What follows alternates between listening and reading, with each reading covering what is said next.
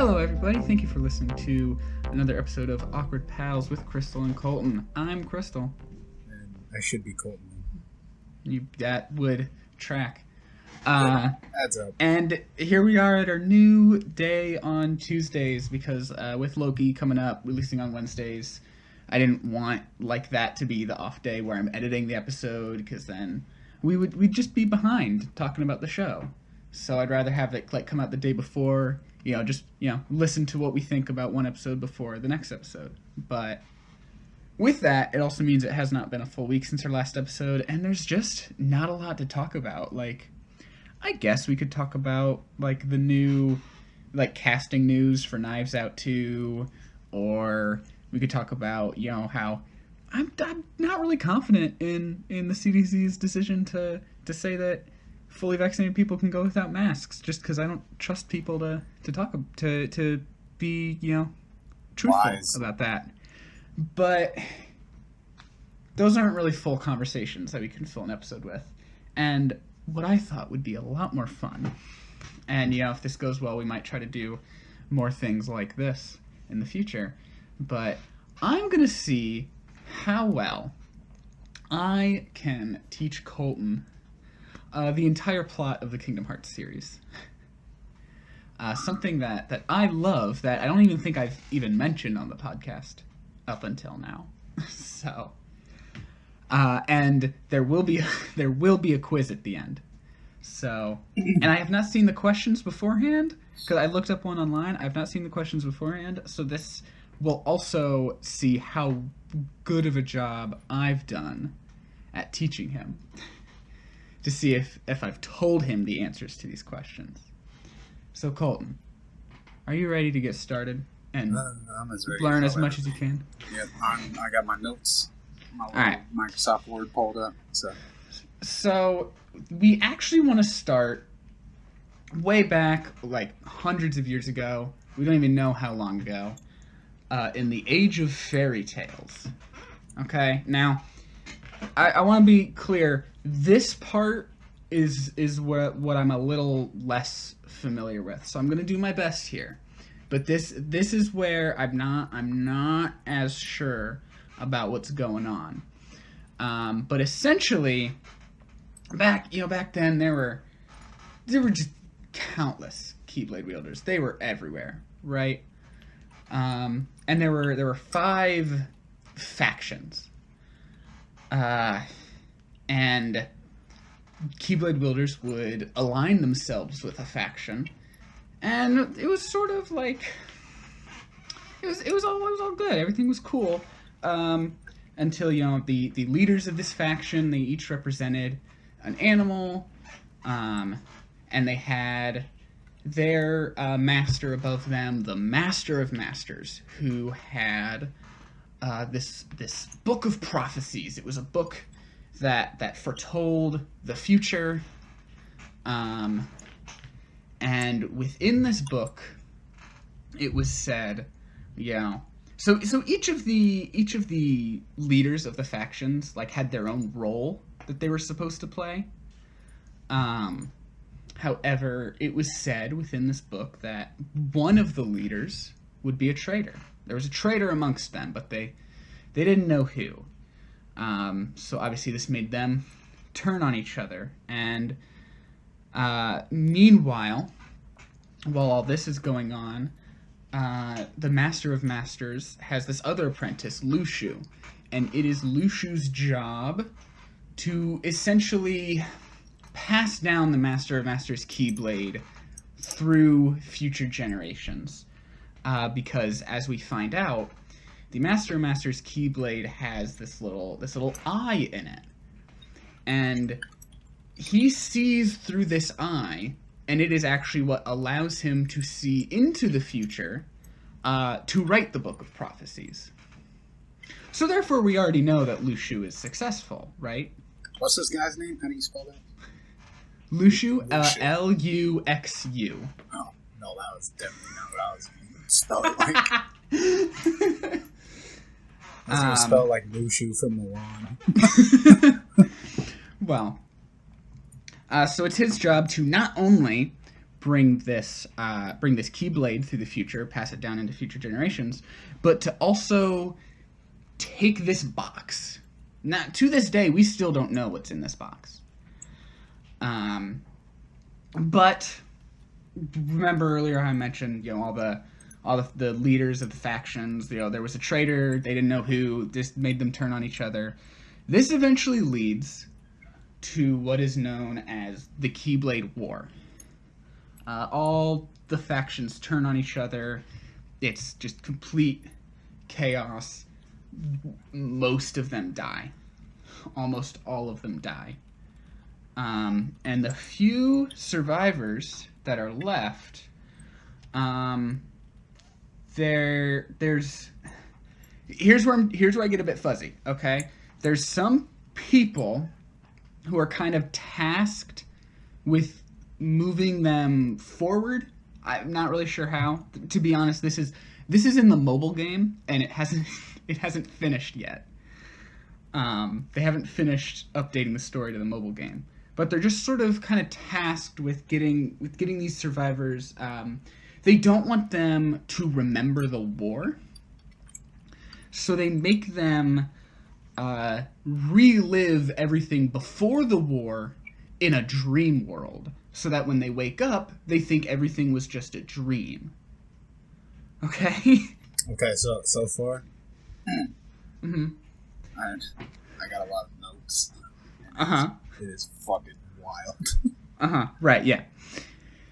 Remember, we're just in the mobile game right now. We haven't gotten into a main game yet. Let's fucking go. Almost half a page of notes already.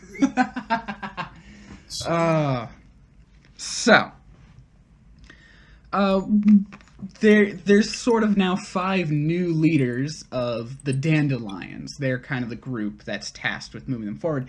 And one of these leaders is a kid named Ventus, which his inclusion surprised a lot of people, which we'll get into later.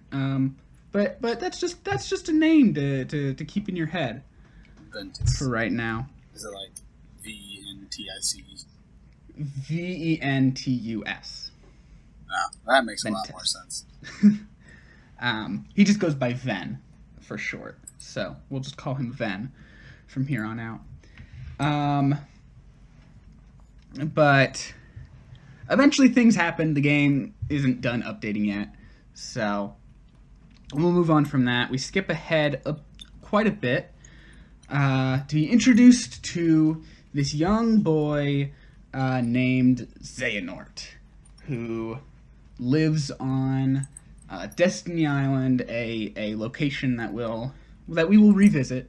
But he longs for more. He wants more out of life, and through means that we will come to understand later, he is pushed towards learning the Keyblade. Now, by this point, there are very few Keyblade wielders left. This is way after the war. Most Keyblade wielders are gone. Keyblades have just sort of been passed down for a while. But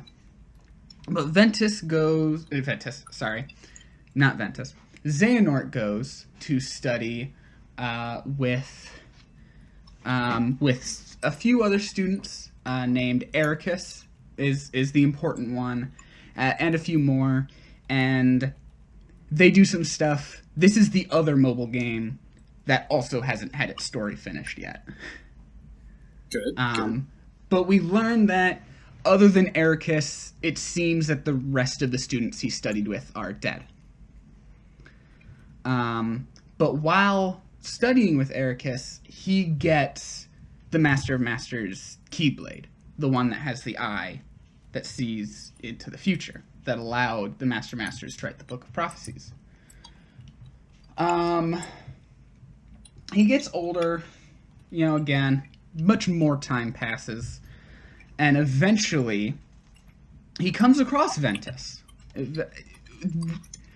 going to tell you right now, we don't know why. We don't know why Ventus what happened to him in this time. Because, again, that game's not done. We don't understand. This appearance of Ventus would have been our first introduction to him. So it was very much a surprise to see him existing hundreds of years ago. All right? Now, at this point, Xehanort is very much obsessed with recreating the Keyblade War. He wants to bring it back, not entirely to that scale, but he wants an equal clash of light versus darkness, because this is what will reveal the titular Kingdom Hearts to him. And he wants Kingdom Hearts. It's... Now, I suppose I should explain what Kingdom Hearts even is at this point. Kingdom Hearts is the heart of all worlds and the heart of all people. Does that make sense? Yes, I'm typing furiously and direct quoting you on this. It's the heart of all worlds and the heart of all people. It is a major source of power. And wow, you know what? I've come to realize I've skipped over something very important, because I haven't explained why there are many worlds. Because long ago, there actually used to just be one big world. But this one big world was engulfed entirely in darkness. That's the Keyblade War.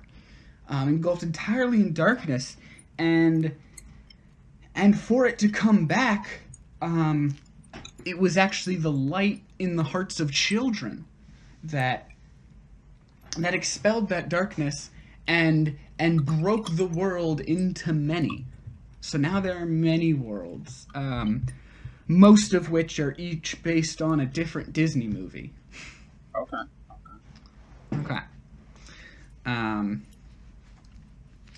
So, back to... I just included that in the Keyblade War thing. Okay. I had to, go back. That's smart. Yeah. That's smart. Cool. Right. So back to Xehanort and Ventus, right? Xehanort is looking for a new apprentice, one that can help him bring this equal clash of light and darkness, but he can't get enough darkness out of Ven. Ven just kind of he can't do it. So Xehanort comes in, and he literally extracts the darkness from Ventus's heart to create a new being made entirely of darkness named Vanitas. However, this leaves Ven's heart completely broken. His heart is incomplete. He's not doing well. And please remember, there's a quiz at the end, so stop me if you have questions. So is Xehanort the one that's not doing well, or it's Vanitas that's not doing well? Ven is the one not doing well. Okay. Vanitas was created entirely of the darkness within Ven's heart. Okay, cool. So I got that. Leaving Ven with a heart of pure light. Hearts of pure light are very important, but it's an incomplete heart. So he's very much out of it. He's very lifeless at this point. And so Xehanort, now an old man, takes Ven back to his own home, a world of Destiny Islands, sort of just intending to leave him there. But it is here that a new heart reaches out to Ven. That of the newborn Sora, who will later become the main protagonist of the main games in the series. Sora kind of comes and promises to lend Ven part of his heart to help recomplete it. So now we have Ven here, kind of with no memories previously, but he's able to summon his Keyblade. He's able to, just kind of...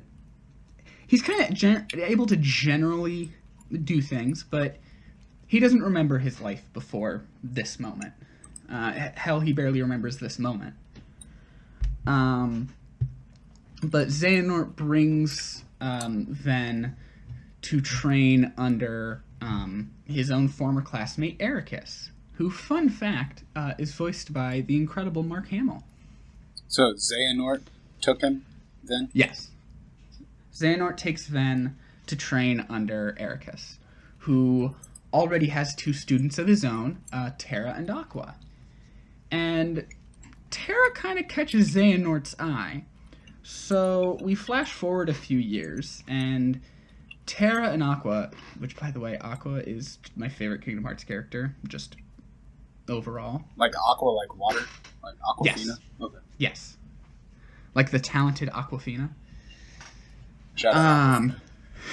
No, Get not her in spelled, Kingdom Hearts. not spelled that way. But, so it's a few years later now. Terra and Aqua have been training under Ericus for a long time, and they're ready for the Mark of Mastery exam to determine if they are ready to be masters of the Keyblade. And Ven's not ready yet. He's just there to watch and support his 2 best friends in the whole world. Friendship is a very important theme in this series, of course. And in the test, Terra sort of lets his darkness out and take control of him. Not to an extreme, but definitely noticed by Xehanort, who is also there to watch this test unfold. And so this is where Terra really gets his attention. He kind of had his attention before, but now he definitely knows. He has his sights set on Terra. So at the end of the test, Ericus actually cites this as a reason that Terra is not ready to be master, and only gives Aqua her Mark of Mastery. So Aqua is now a Keyblade Master, and Terra is not. Terra feels sort of rejected by this, and just goes outside to clear his head to contemplate, why wasn't he ready? And this is when Xehanort approaches him and begins his manipulations.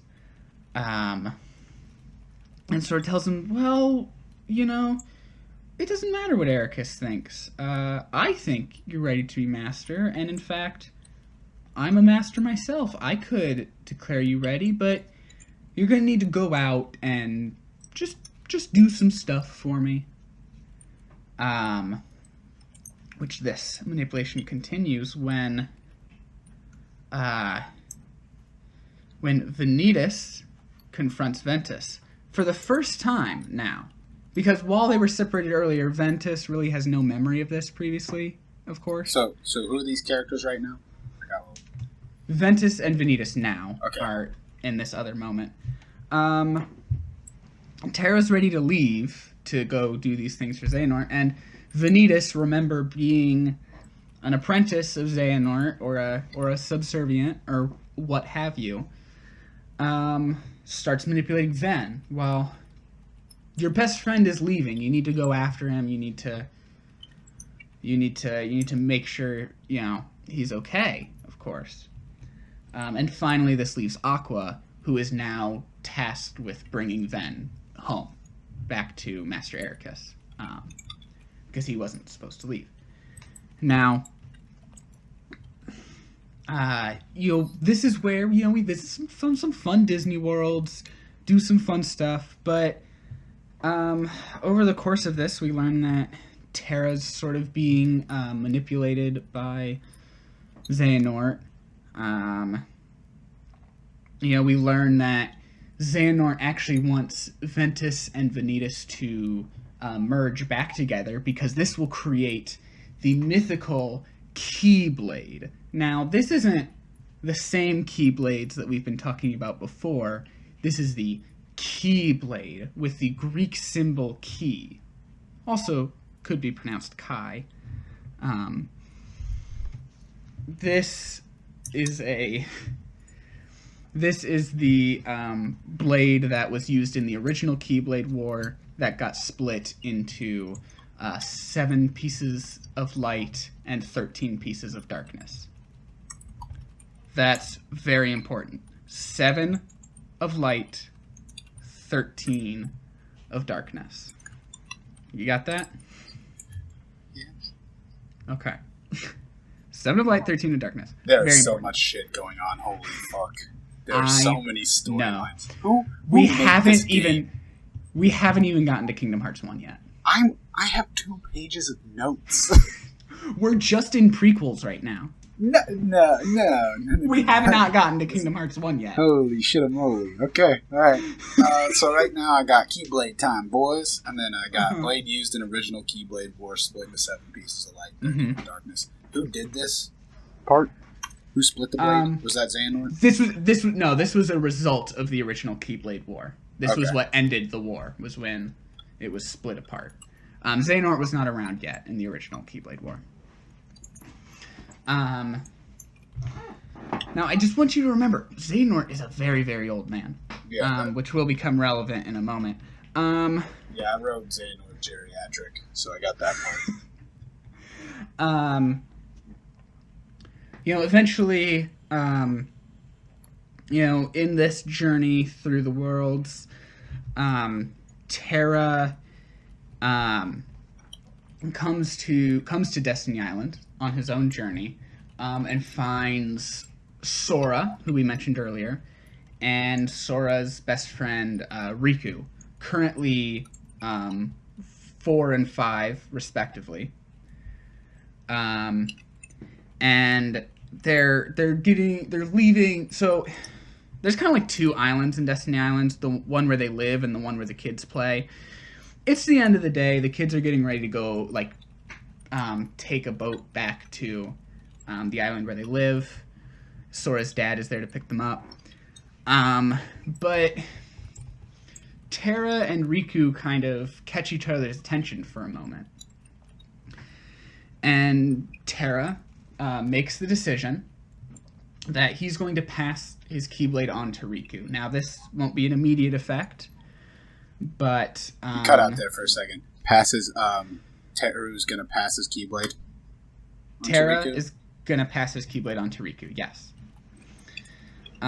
This won't immediately take effect, but in the future, when Riku is ready to wield the Keyblade, he will be able to, now that Terra has given him the ability.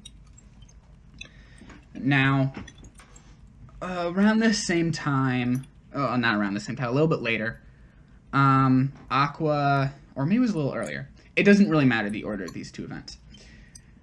Aqua also meets this little girl, Kairi, when they're on a world called Radiant Garden. And Kairi is also 4.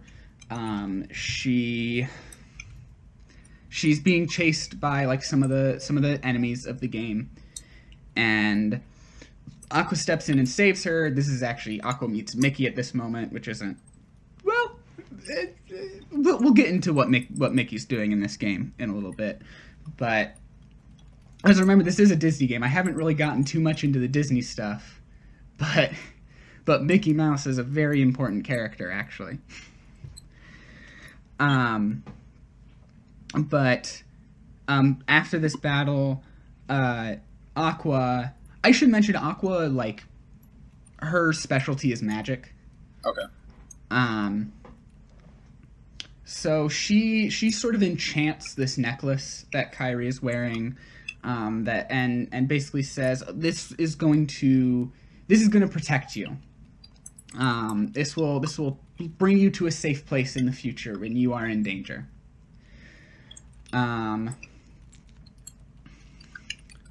I should actually take a few steps back, because when Terra was first going around jumping to some Disney worlds, he meets Maleficent from Sleeping Beauty, and we learn that Maleficent had kind of already met with Xehanort right before this, and Maleficent learns of the existence of 7 princesses of heart. Now, these are seven princesses who have hearts of pure light, much like Ven's heart is now. Most of these are Disney princesses, of course. But this kind of inspires her to start her journey to find all of the princesses. Um, let's see what else is important right now to talk about before we get into some of the next stuff that happens. This is going to be a longer episode than I anticipated, I think. I have 3.5 pages. It's like I feel like we should like post these somewhere so people can see like my side of this fucking story, because people that have seen this, it makes sense somewhat. You know what I mean? Like they know, like they can piece it together because they played the game and shit. I have never fucking touched one of these games. Like I want to remind our listeners, I'm doing this completely from memory. So I'm gonna jump around a little bit and whatever, but I'm not reading anything right now. This is all from my own knowledge. I love these games so much. It's impressive that you've pulled this much information just off the cusp like this too. So, Mickey, that's right. I was talking about what Mickey was doing. Mickey is actually currently training to use the Keyblade under Yen Sid, who was like that wizard dude from Fantasia, who apparently he studied with. Oh no, he didn't study with Ericus and Xehanort, but they were like friends while they studied. I think he studied under a different master. And Money Mouse is trying to use what? The Keyblade? Yes, he's training under Yen Sid. Yen Sid has given up his Keyblade, so he doesn't wield a Keyblade anymore, but he's currently training Mickey to use his Keyblade. Now we're getting into the end of this game, of Birth by Sleep is what this game is. I should probably put in the titles because the quiz at the end might ask like which game things happen in. You know what? So I'm gonna fucking wing it. This whole journey with Terra, Ventus, and Aqua is Birth by Sleep. Okay, so let me do a quick Birth by Sleep. Mm-hmm. Let me hold that too. So, right. And then the first two games that we talked about were mobile games? Were the mobile games, yes. So, alright. So, then kind of it meets up with Xehanort.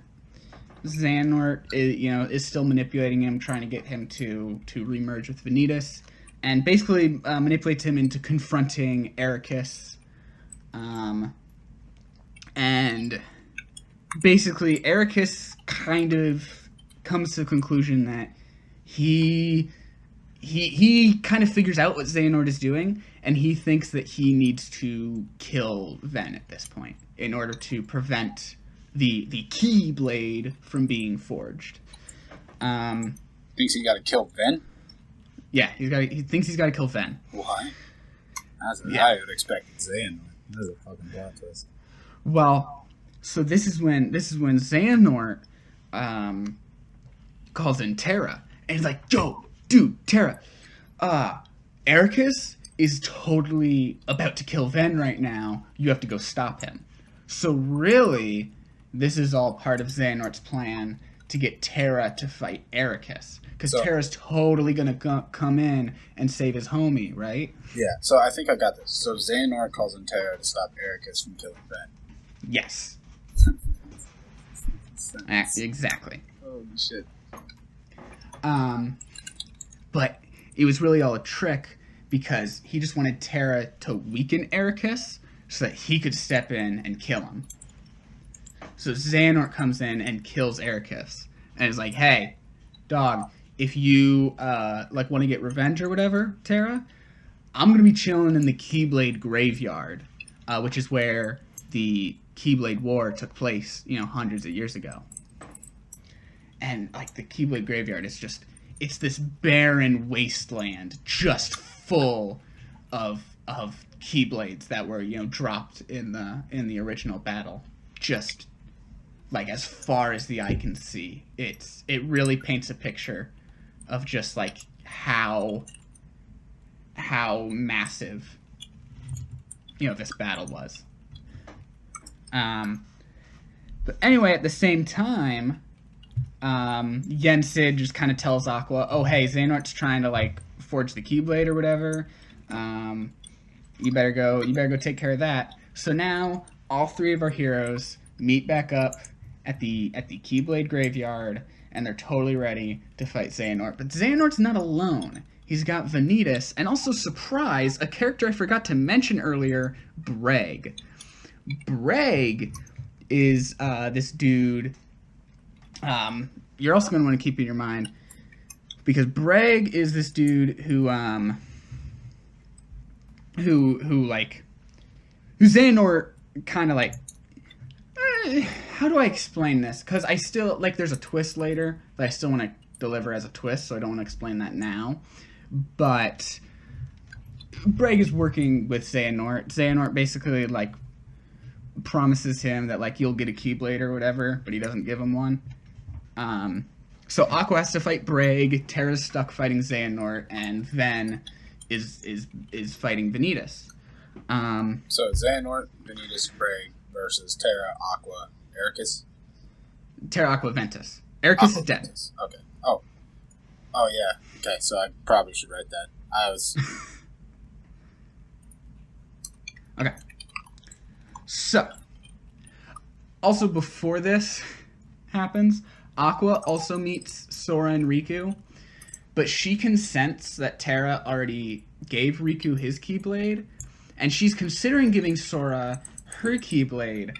But by this point, she kind of blames the fact that they all have Keyblades on like the tension happening between them. So she doesn't want to like push that onto Sora and Riku, because she's like, these kids are such good friends. I can't like split them apart with this. So she decides that Riku's just gonna have Terra's Keyblade, and I'm gonna go. Now in these ensuing fights that happen, we learn that Xehanort was manipulating Terra this whole time into opening the darkness within his heart. Because you see, Xehanort, again, is a very old man.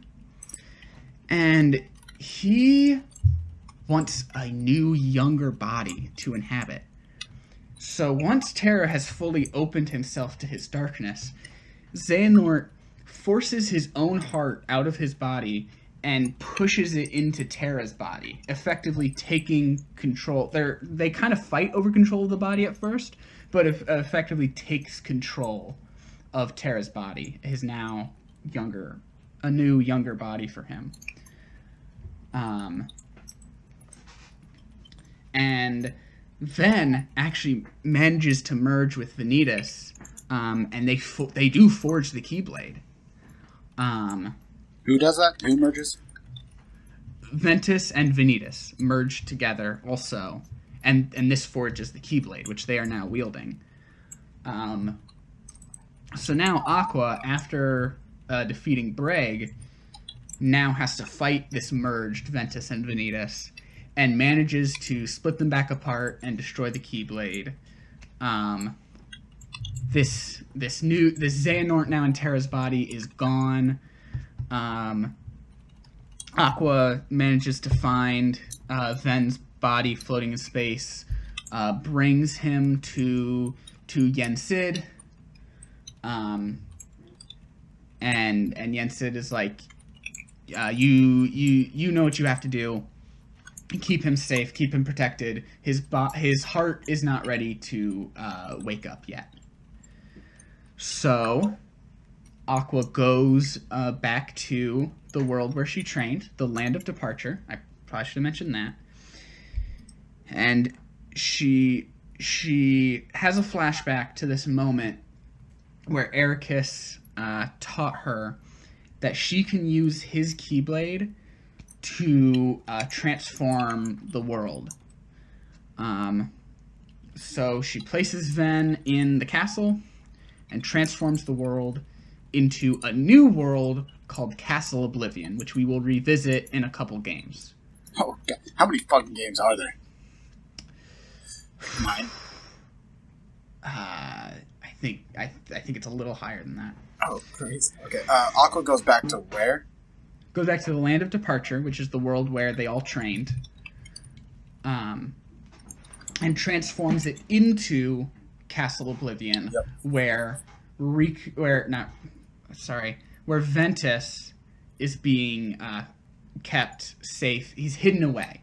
This is it's sort of like the building is sort of a labyrinth. It's hard to explore, so there's a lot of hidden rooms, perfect for hiding him in. She then goes to find Xehanort, who has now merged with Terra.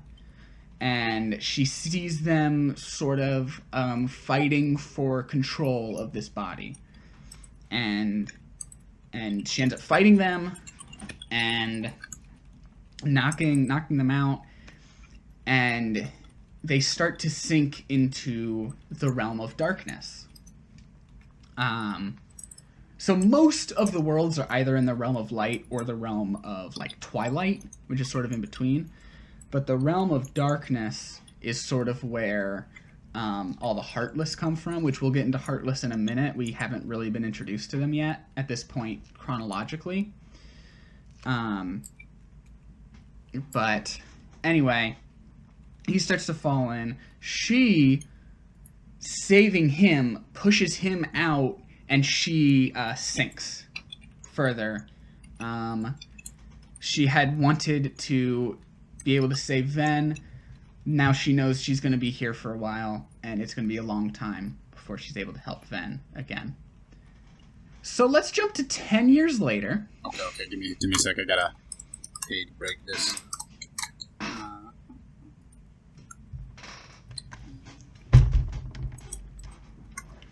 Trying to space this out. We are already 36 minutes into this recording 37 minutes into this recording session.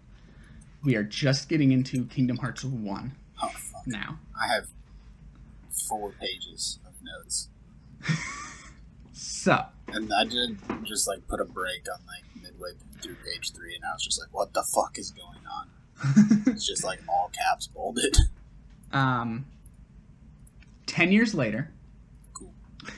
We are in Kingdom Hearts 1. We find Sora, now 14 years old. There is, like, stuff that happens in between the games, but I think it'll be easier to explain, like, when they become relevant later. So, Sora, now 14 years old. He's on, his home, Destiny Island, with his friend, Riku, and also, remember Kairi from earlier? She's here now, and she doesn't really remember why. She doesn't remember living in Radiant Garden previously. They sort of, like, they don't fully understand, but they know that she's somehow come from another world. They're not too familiar with the concept of other worlds. That's the thing. In like the worlds themselves, most people are not aware of the existence of other worlds. It's sort of their own little contained space. So, like, Aladdin doesn't know that, like, the Little Mermaid world exists, right? Okay. And it's a general practice that those that do know about the existence of other worlds and travel between them, they're not supposed to let people know about other worlds, typically. But they kind of know she's from another world, and they're kind of tired of their island life. So they decide we want to be able to visit other worlds, and they determine that the best way to do this is they're going to build a raft. I don't know how they intend to take a raft out to sea and end up on another world, but I don't know. You ever seen Treasure Planet? I love Treasure Planet. It's all fucking they have yet to put Treasure Planet in Kingdom Hearts, and I'm upsetty. It's so underrated, not to get too sidetracked, but yeah, fuck. Oh, it's such Shout a out, movie. Treasure. Yeah, we can't afford to get too sidetracked. We're already 40 minutes in, and this is definitely going to be a longer than usual episode. Yeah, we're kind of going in here. Yeah. Oh, yeah. It doesn't really matter, though, because the night before they intend to set off on their big voyage, massive shadows are cast over the island. A huge storm happens, and Sora goes back to their play island to find Kyrie is sort of like looking dead-faced in this cave where earlier he met like this weird like old dude. Well, we don't really know the dude's old. He's like in a cloak and everything. He's just a very mysterious dude who just as mysteriously disappears. And was just saying some cryptic stuff about, it's like, you don't know anything about worlds and everything. She manages to turn around and say his name before being blown away by a very powerful gust of wind. And the moment that she comes into contact with him, she disappears. And he is blown by the same gust of wind out of the cave. And I'm getting a sequence of events wrong here because also we need to talk about Riku. It doesn't matter too much, but this does technically happen before. He sees Riku. He's so ready to leave. He does not care about this creepy storm or whatever. He's like, this is our chance to leave. This is our chance to get off this world. He starts to fall into like this darkness portal, and Sora tries to pull him out. And when Riku disappears, the Keyblade appears in Sora's hand. Now, this is revealed later in the game, but we already mentioned that Terra went to pass the Keyblade down to Riku. This is supposed to be Riku's Keyblade, actually. But since Riku had kind of fallen into this darkness, the Keyblade sort of decided that Riku wasn't worthy of it and went to Sora instead. Now, what makes Sora worthy of it is a very important thing that I somehow glossed over back in Birth by Sleep, which is that Ven's heart, unable to go back into Ven's body, unable to find its way back there, finds Sora and says, "Hey, you probably don't remember me." This is sort of like a conversation inside their heart, you know, if that makes sense. In Kingdom Hearts, think of hearts as like souls. Okay. It's sort of that. This is sort of a conversation happening in their heart. It's like, hey, maybe you don't remember me, but you helped me before, and you helped me be recompleted, and I need you to help me again. Can I stay here? So Ven's heart is now just pretty much living inside Sora, right? Now, where were we? Yes, Sora has Riku's Keyblade because of Ven's heart, and because the Keyblade determined that Riku was not worthy of it because he was falling into darkness. Sora is pulled away from his island and wakes up on a new world called Traverse Town, which is sort of where people go when their worlds are destroyed. We learn that Destiny Islands has been destroyed, as are many other worlds, due to the Heartless, which they say are those without hearts, but actually, they kind of retcon this a bit later, so it's easier to just clarify it now. The Heartless are hearts. If a person with a strong will is sort of unalived, they're killed, essentially, their heart will turn into a heartless. While, conversely, we're not going to be introduced to this concept for a little bit longer, but it's easier to explain it now. The empty shell that they leave behind is turned into a nobody.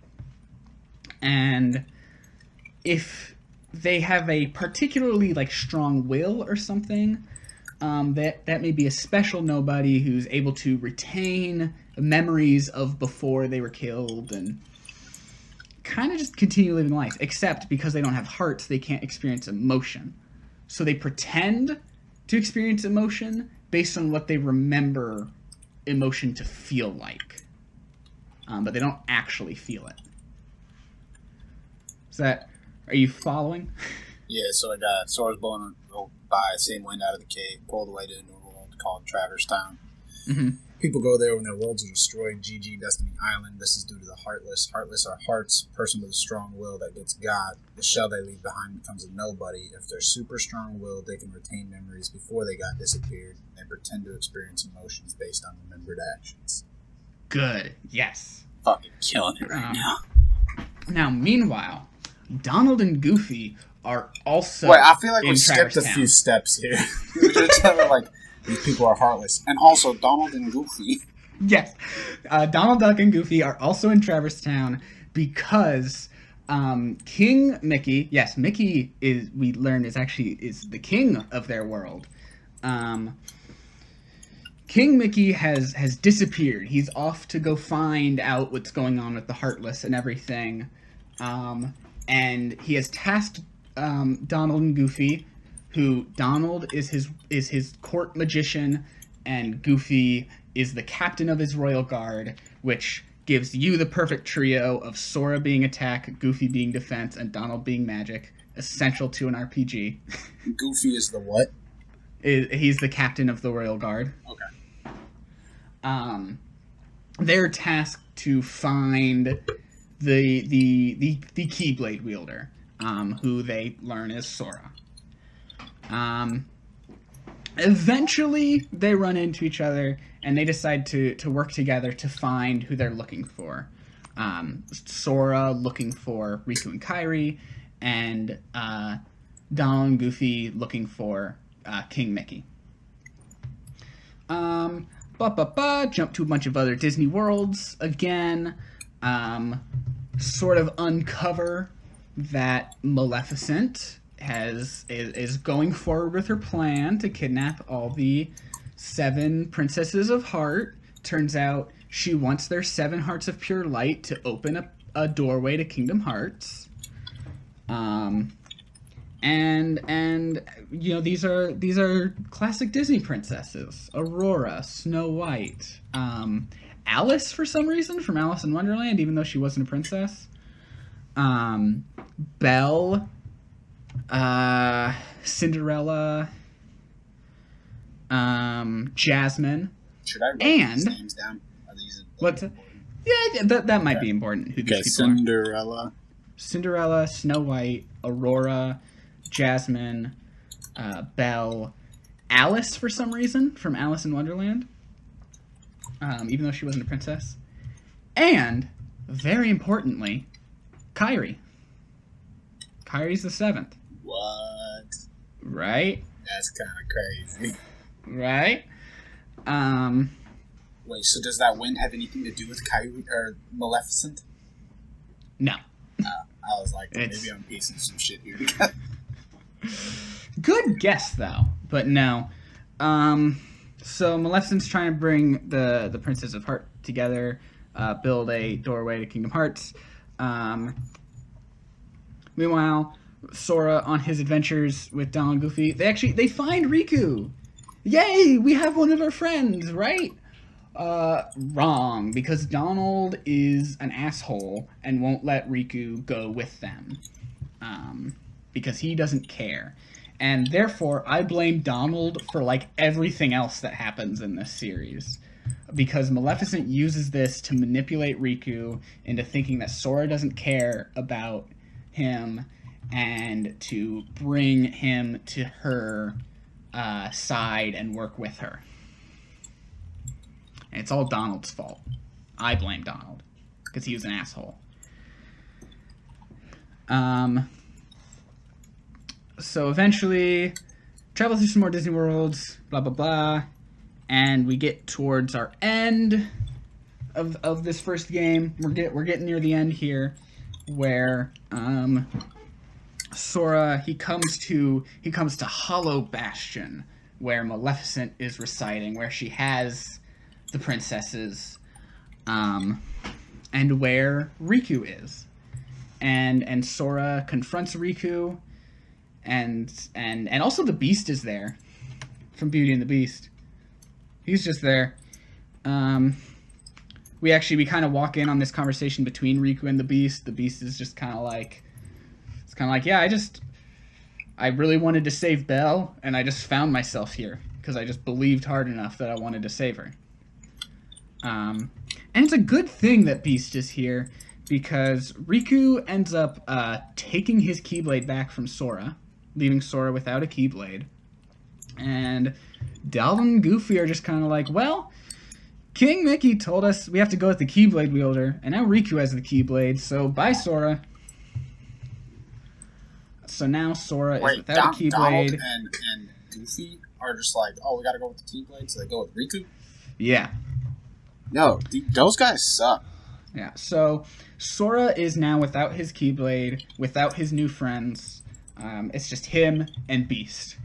And Beast is like, we gotta save. It's been 50 minutes. We would be like wrapping up now, and we're just ending the first game. We could break this up into sections too.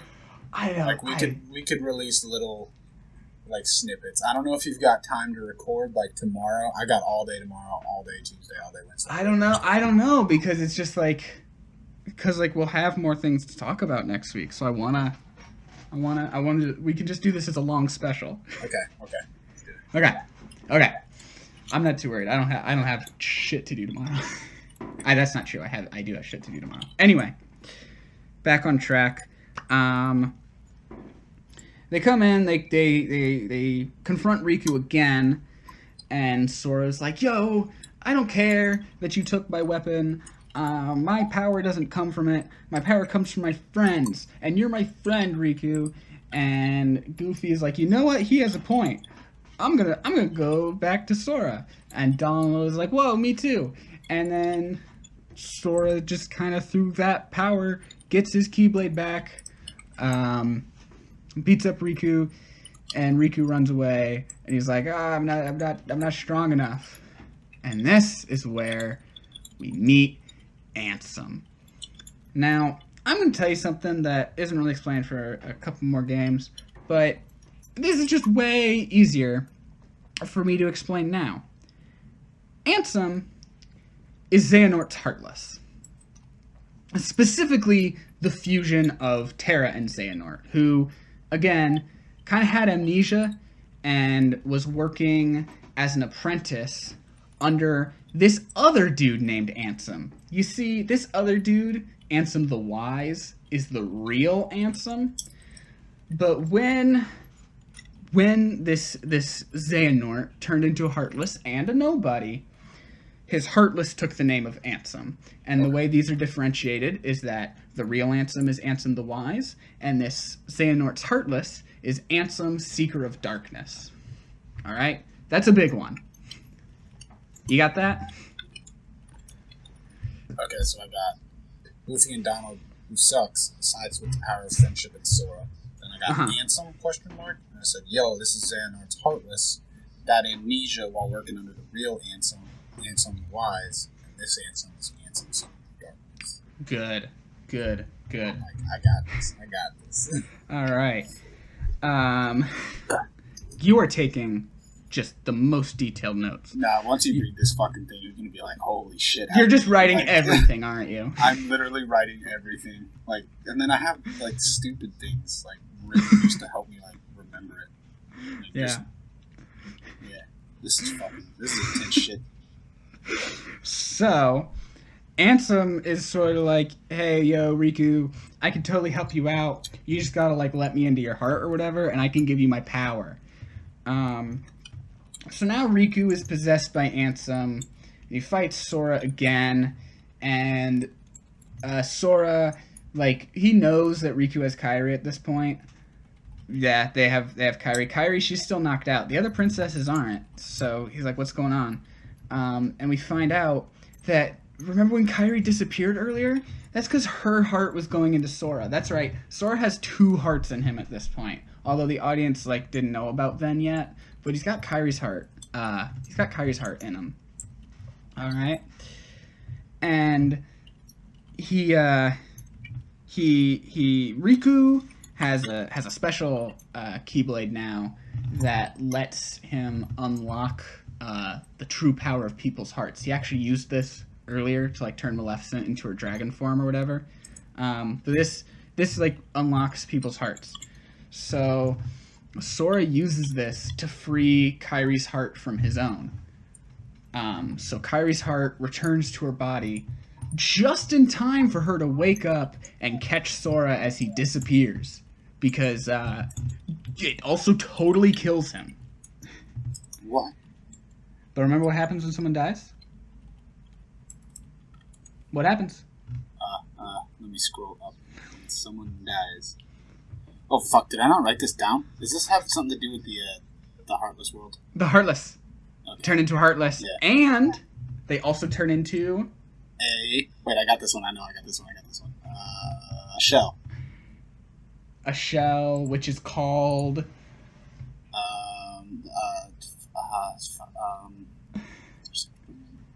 A nobody. A nobody. Yeah. Oh yeah, I have that. The shell they leave behind becomes a nobody. Yeah. Yes. How the fuck did I know? Okay. So, we'll get back to the nobody in a second, because that's in some other games going on. But Sora turns into a Heartless, and in this part of the game, you just kind of get to play as a Heartless walking around, which is neat. He meets back up with Kairi, Donald, and Goofy, who are like trying to run away from all the Heartless. But Kairi somehow recognizes that this Heartless is Sora, and somehow turns him back into Sora. This is not ever explained. Even the wiki just says somehow. It's really not understood why they're just like, hey, it's part of her power as being one of the princesses of heart or whatever. She's got a pure heart. Now, back to that nobody. This creates a being named Roxas, and I want you to look at the letters of Roxas's name. Roxas. If you remove that X and jumble up those letters, that's Sora. Sora. And that's because Roxas becomes the 13th member of Organization 13, which is a group of those special nobodies I mentioned earlier. And all of their names are their like original person's names shuffled up with an X added in it. And the leader of this organization is named Xemnas. Xemnas. Take that X out.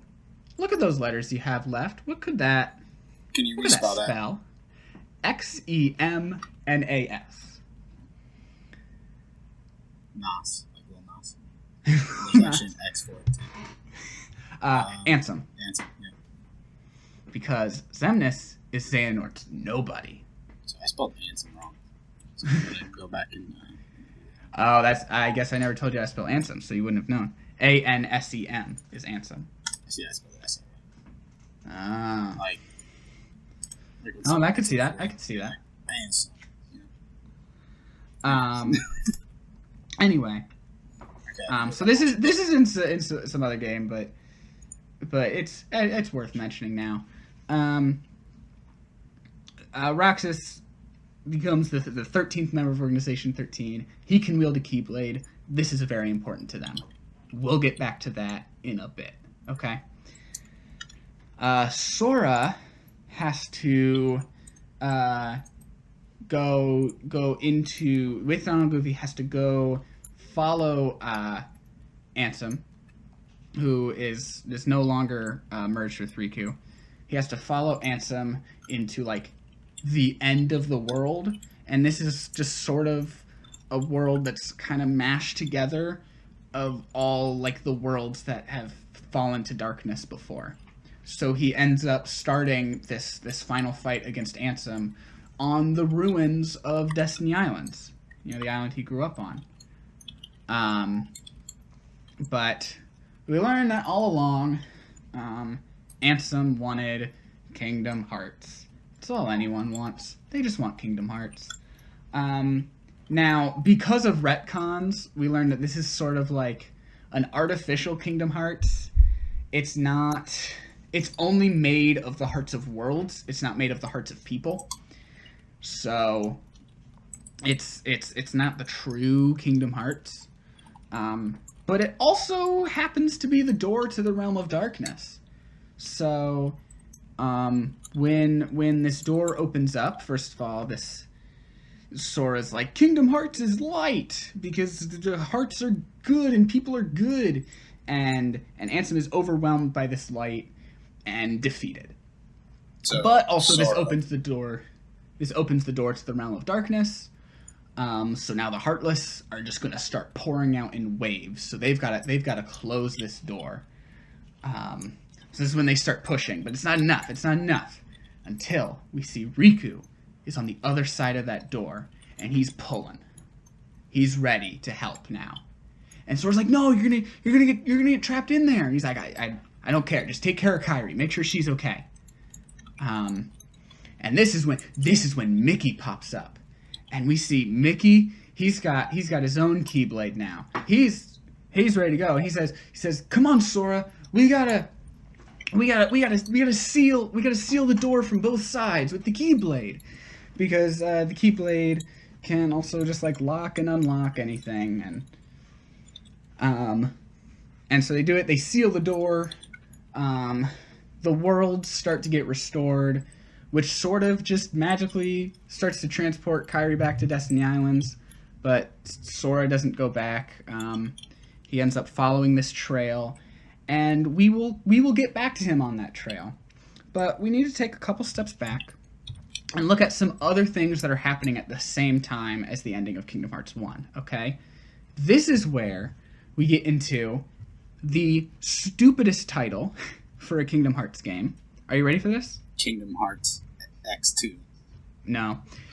Kingdom Hearts 0.2 Birth by Sleep, a Fragmentary Passage. Yeah, what is it? It means that it was cut content from Kingdom Hearts 3 that they sort of released as to be like a demo instead.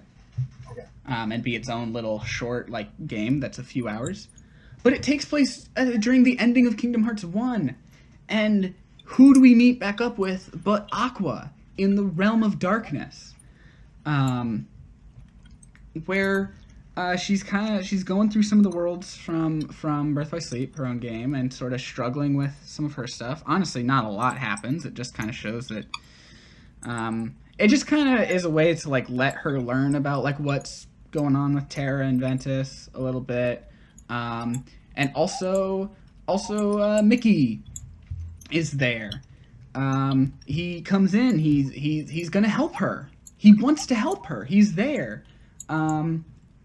It's been 10 years, but it hasn't been that long for her because time like passes differently in the Realm of Darkness. And we find out that she was totally there, like on the other side of the door when they were closing it. But she got overtaken by a swarm of Heartless and wasn't able to make it out.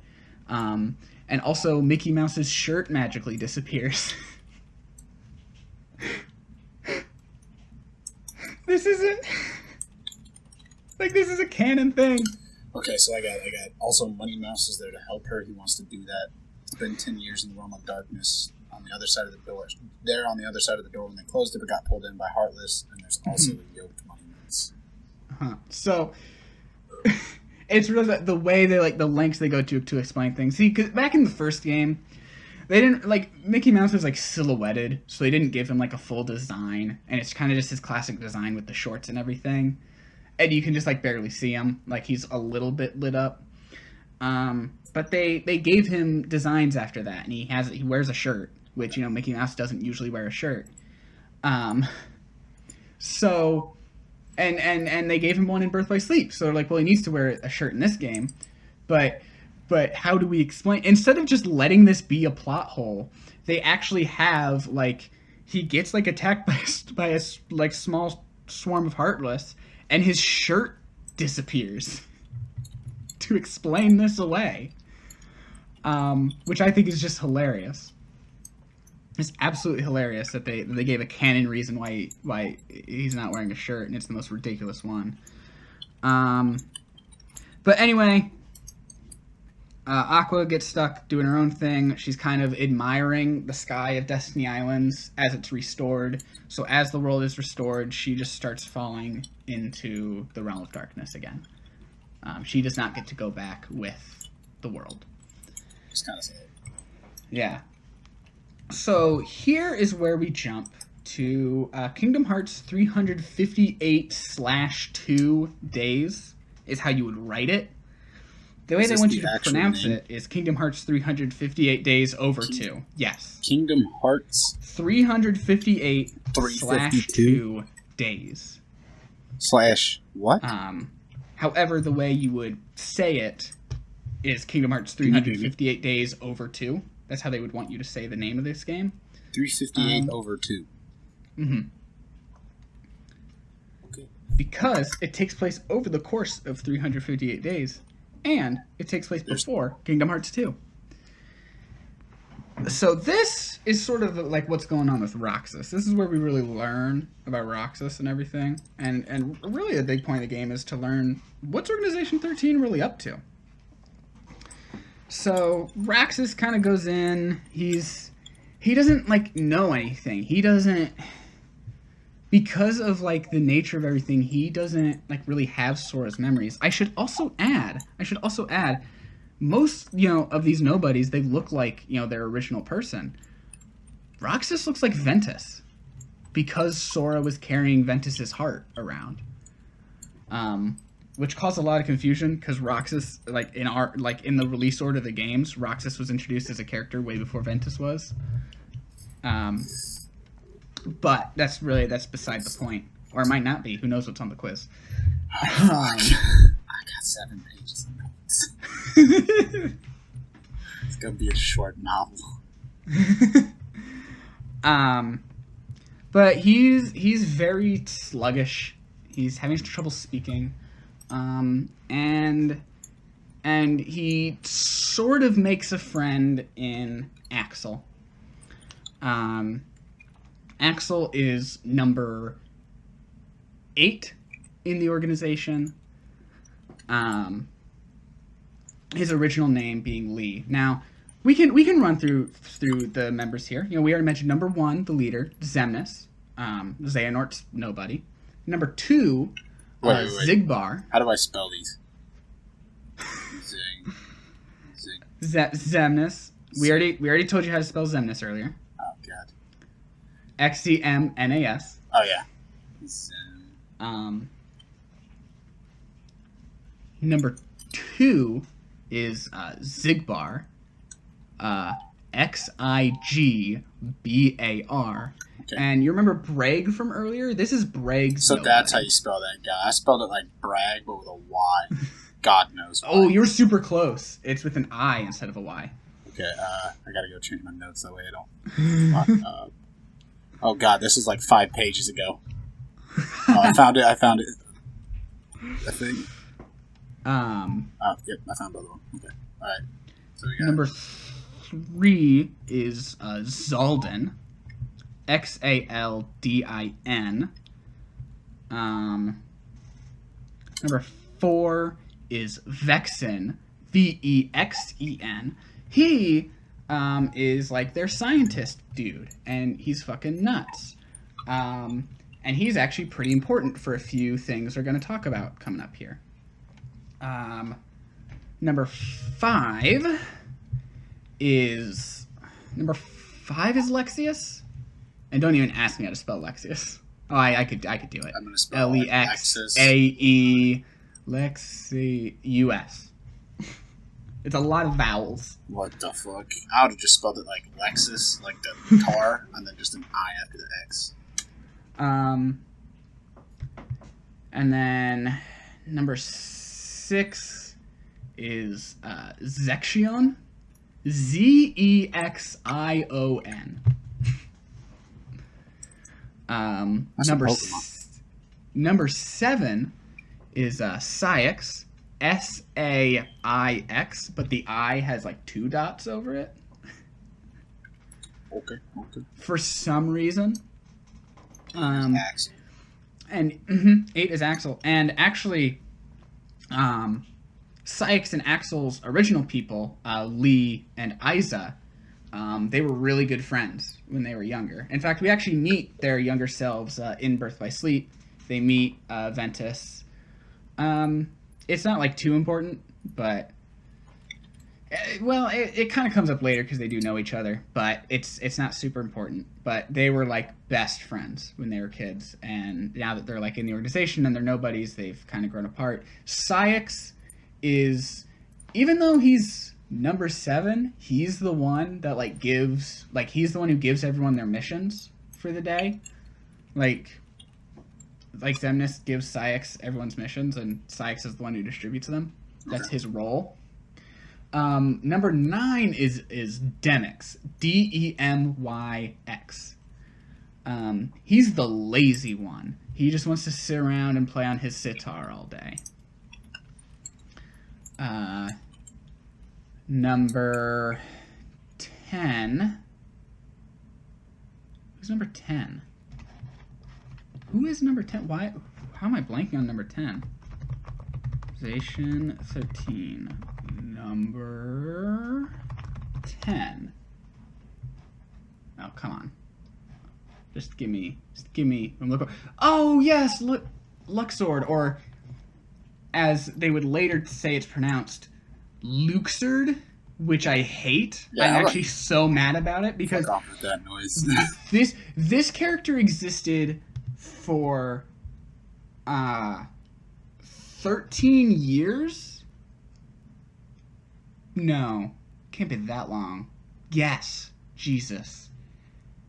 13 years before they told us how to pronounce his name. But why, though? I don't know, but I just assumed it was Luxord for the longest time. That makes sense. Luxord. Yeah. But it's Luxord. I don't like that. I don't like that one bit. The fuck? Why? But he's a very fun one. He's like the gambler type. I like Luxord. Number 11 is Marluxia. Marluxia. Damn it! I was one letter away from that. I was like, I'm starting to figure out the way they name people. Number 12 is Larxene. Larxene. And we already mentioned number 13 is Roxas. And all the members of Organization 13, they're given their missions, they have different roles to fulfill, and what they want to do is, you might have guessed it, they want to create their own Kingdom Hearts. With the hearts of people. However, they don't really have a way to collect hearts until Roxas shows up with his Keyblade, because the Keyblade can totally collect hearts for them. So, that's awesome. But they don't really trust that, like, Roxas is going to get the job done all the way. So, and Vexen happens to kind of be working on his replica program. In other words, cloning. So they sort of try to create a clone of Roxas named Xion, Xion. And it becomes the 14th member of Organization 13. Xion, like Xion? Mm-hmm. Xion. She becomes the 14th member of Organization 13. And they're just sort of trying to, you know, she's sort of like a backup plan. She gets introduced on Roxas's 7th day in the organization. And later that day, Roxas goes on his first mission with Axel. And Axel, at the end, tries to reward him with some ice cream. This becomes a very important thing in their friendship, is eating ice cream together. And after a few days, going on missions with different members of the organization and sort of learning different things, basically just the tutorial of the game, Axel and Roxas are eating ice cream together one day, and Axel tells him, "Hey, Roxas, I have to go. I'm being sent on a mission. Like half the organization is actually.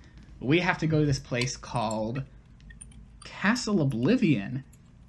Remember that? Remember that whole place? Castle Oblivion was created by Money Mouse. No, created by Aqua. Aqua, that's it. That's where Ventus is hiding. Yes, because they're trying to protect him, and it's a labyrinth. Yes. Yeah. And Roxas is like, "Oh, okay, you gotta go." And Axel's like, "Yep, I gotta go." And this is Chain of Memories. This happens at the same time as the beginning of 358 Days Over 2. So is this a new game? This is a new game, Chain of Memories. This is where Sora goes after Kingdom Hearts 1. This path that he was following takes him to Castle Oblivion. And when he gets there, he finds these members of the organization already stationed there. Okay, back up real quick. I had to like create a new thingy so I can keep all the games. So here we are going to kind of go back and forth with information revealed in these two games for a little bit to kind of get the full picture of what's going on here. Okay. But this is about half the organization has been stationed at Castle Oblivion, led by Marluxia. Marluxia is in charge of this team.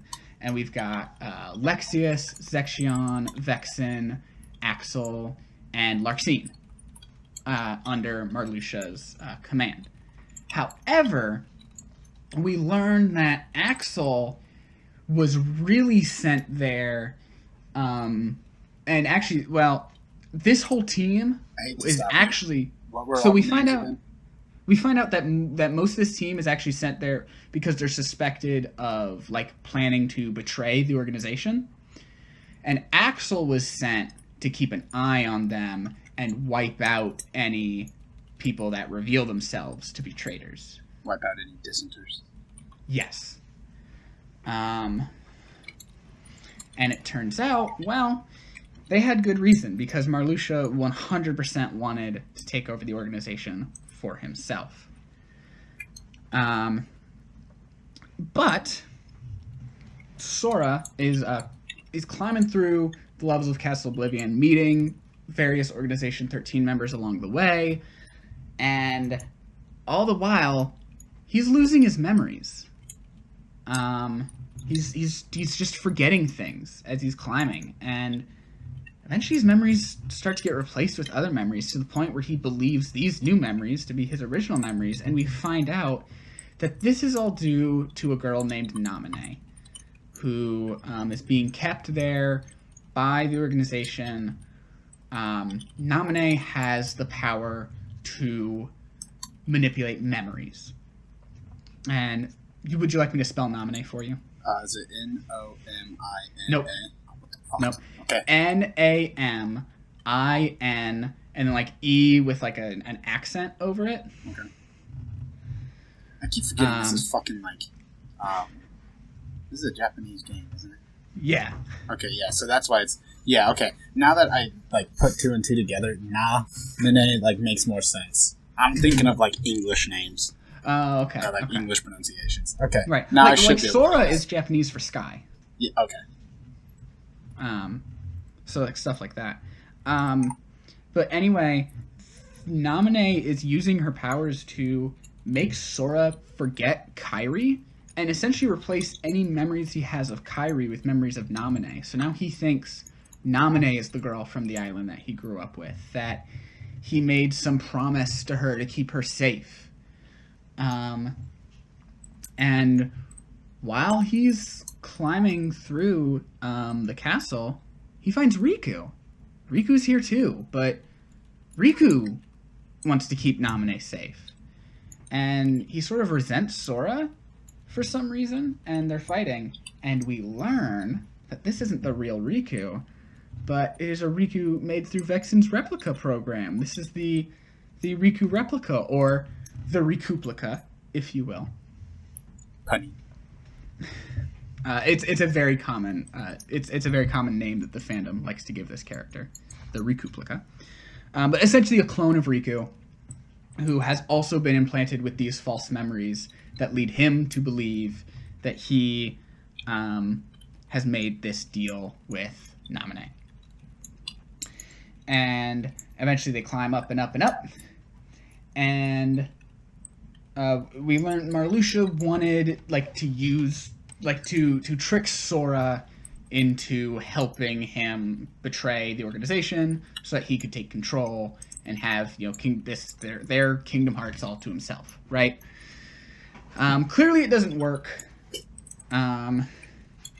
Sora defeats Marluxia. Namine reveals the truth. Axel's killing everyone else along the way, taking out the traitors. Who reveals the truth? Riku? Namine. Oh, Namine reveals the truth. The Riku replica learns that he's not the real Riku.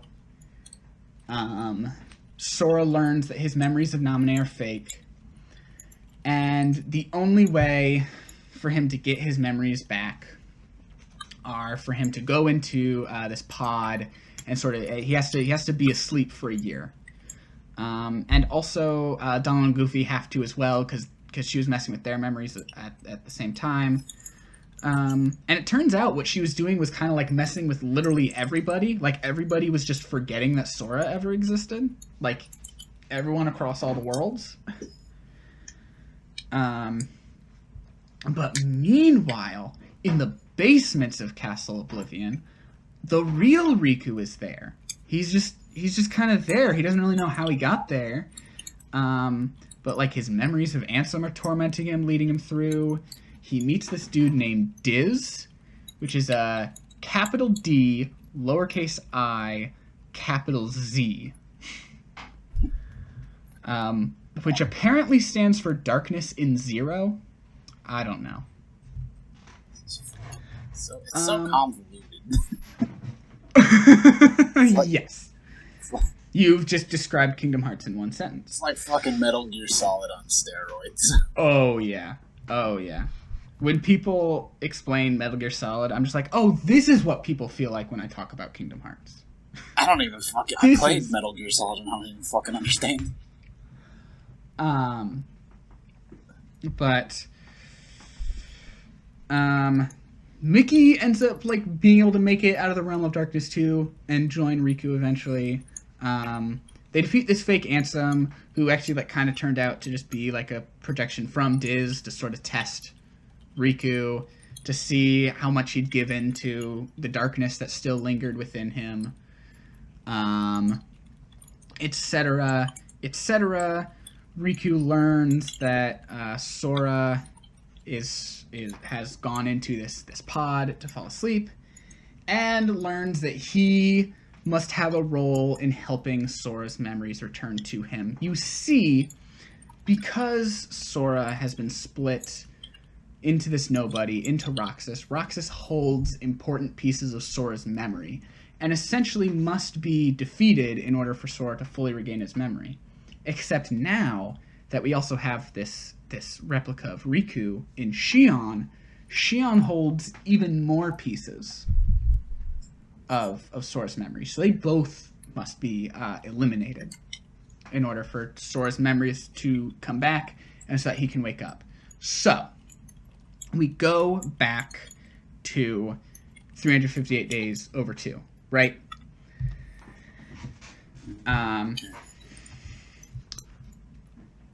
Everyone except for Axel at Castle Oblivion has been killed. Okay? And news has come back to the rest of the organization. And they don't know that Axel's still alive. They think everyone died. And when Roxas finds out about this, he's very upset. Which, you know, everyone else is doesn't understand, because he's a nobody. He's not supposed to have emotions. This shouldn't upset him, right? Well, it turns out, you know, as we'll find out later, Roxas is he's special because of his connection to Sora, and is sort of has his own heart a little bit. And eventually they like retcon all of this and they're like, oh no, the special nobodies could grow their own hearts and blah blah blah blah blah. We'll get into that. I'm really trying to speed my way through 358 Days Over 2 right now. He goes on a mission with Shion and learns that Shion...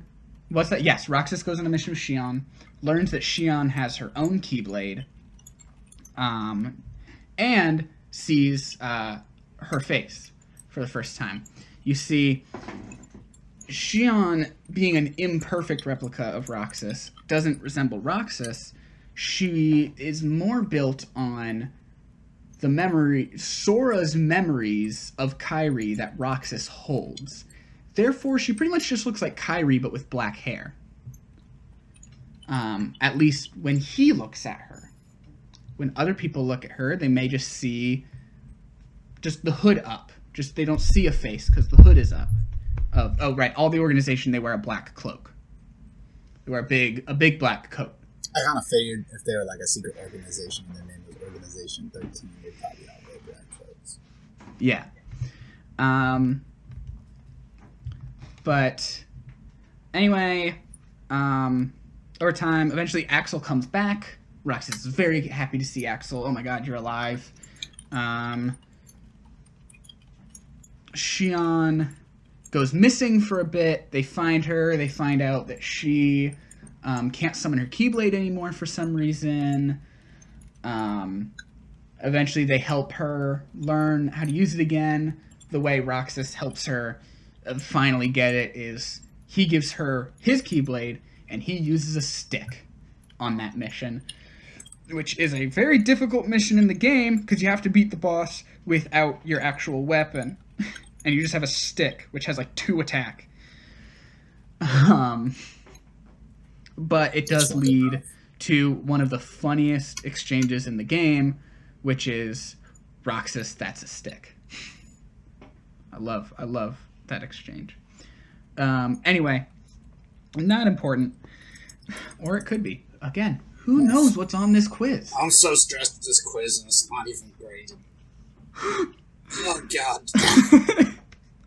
Okay. My head fucking hurts. My fingers are fucking cramping right now. Like, I'm trying to type as fast as... My right pinky, doesn't exist anymore. It's fucking gone. I'm pretty sure it fell off like 20 minutes ago. Fuck. Eventually, Shion fights Riku. Riku is like, oh, I need to defeat you, blah, blah, blah. That, Roxas, like, starts to learn that, like, things aren't right, and he leaves. He leaves the organization, which worries Axel, because he's like, you can't turn your back on the organization. You get on their bad side, they'll destroy you. And he doesn't want to see his best friend go.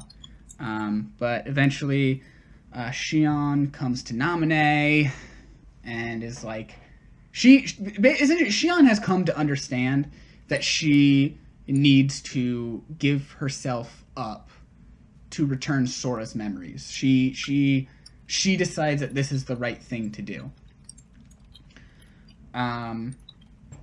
But the only real way for her to do that is for Roxas to defeat her in battle, so that she can return to Roxas, and then Roxas can eventually return to Sora.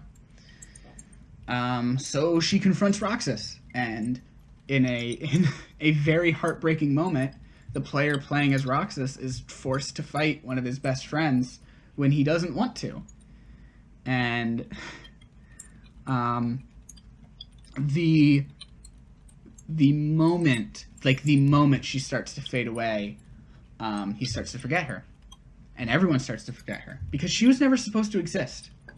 Nobody's already, there's this whole narrative that they're not supposed to exist because they're just, these empty shells left behind from people, right? Mm-hmm. So now a clone of a nobody? No way. They were never supposed to exist.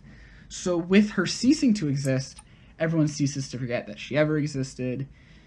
And there's a very heartbreaking moment where, like, Roxas, like, Like, he's forgetting her.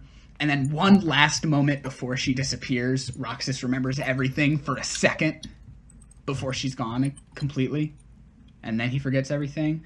And in that moment, she tells him, you have to stop Xemnas from creating Kingdom Hearts. You have to stop this. So now, equipped with 2 Keyblades, his and Shion's, which, not remembering who Shion was, but remembering sort of this mission that she gave him, he goes fully intending to destroy the false Kingdom Hearts that Xemnas built. However, he is confronted by Riku, who he has to fight. Riku is there to defeat Roxas, return him to Sora. But Roxas gets the better of him in this fight, and so the only way for Riku to beat him is for Riku to give into that darkness that he suppressed, and Riku transforms physically into Ansem. That darkness of Ansem that was still in him transforms Riku, and he takes on the physical appearance of Ansem, the Seeker of Darkness. So let me get this straight. Roxas now has 2 Keyblades. Don't fucking know how, though. Because he doesn't have any memory of the right. Shion. Then he goes to fight Xemnas, so that way Xemnas can't create the Kingdom Hearts, which is the whole point of Organization 13 that had 14 members. Because, they wanted to create Kingdom Hearts because they thought it would give them their own hearts. Because, again, they're nobodies who don't have hearts. So that's why they wanted to create Kingdom Hearts, so that they could have hearts of their own. But on his way to defeat Xemnas... Or at least that's what they were told. Riku confronts him. Yes. To defeat Roxas and return to Sora. But Roxas to Sora. Yep. And Roxas ends up winning, though, so Riku has to give him the darkness to transform physically into Ansem. Yes. Okay, got that. So at this moment, he brings Roxas back to Diz. And Diz is like, okay, well, he can't return to Sora just yet. We need to do some work or whatever. We're going to enter him into a digital world where he's going to stay for a while we take care of this. Roxas. Yes. Okay. And this is where Kingdom Hearts 2 comes in. Okay? We're on Kingdom Hearts 2 now. The fuck? That was not even the second... We weren't even close to the second one? No, we had a couple in-betweenquels, and we had some prequels earlier. We're on Kingdom Hearts 2 now. I feel like... Okay, so I'm even, color-coding this shit now. So, certain color codings means, we backtracked from the previous one. Mm-hmm. So I think I'm, slowly starting to... if I get to a certain point, I'm just going to say, red. Yeah, I'm just going to say red in the middle of the page. That means I'm back to the last red section. Mm-hmm. That way it's probably going to make sense to nobody if anybody reads this ever, but it's going to help me. Okay. Red. And then now we're on Kingdom Hearts 2. Mm-hmm. Okay. So Roxas wakes up. He kind of has a dream about Sora. He doesn't remember anything about Organization 13. He just thinks he's a normal kid living in this town. Twilight Town is the name of this town. This is where he went on a lot of missions in 358 Days Over 2. But remember, this is a digital version of the town where he is being kept. Wakes up in Twilight Town? Mm-hmm. Twilight Town. It's the last week of summer vacation. He's hanging out with his friends. And over the course of this week, Axel finds his way into the digital version of the town, is trying to reach to him, being like, can you remember me? Do you remember me? Roxas doesn't. And over this week, he meets Naminé, and Naminé's like, you have to return to Sora. We have been going so long. I'm trying to speed this up while still getting the important bits. Roxas returns to Sora, and he accepts his fate. He returns to Sora. Sora wakes up, he does not remember the events of Chain of Memories. He remembers like the end of the first game and like starting to like walk away, and then he just remembers waking up here. It's a year later. They go to check. Oh, by the way, Jiminy Cricket is with them. He's been with Sora, Donald, and Goofy this whole time. He writes their journal and like keeps track of what's going on, right? I didn't mention it before because it wasn't super important, but it is actually important here and becomes important after this game for like a little bit.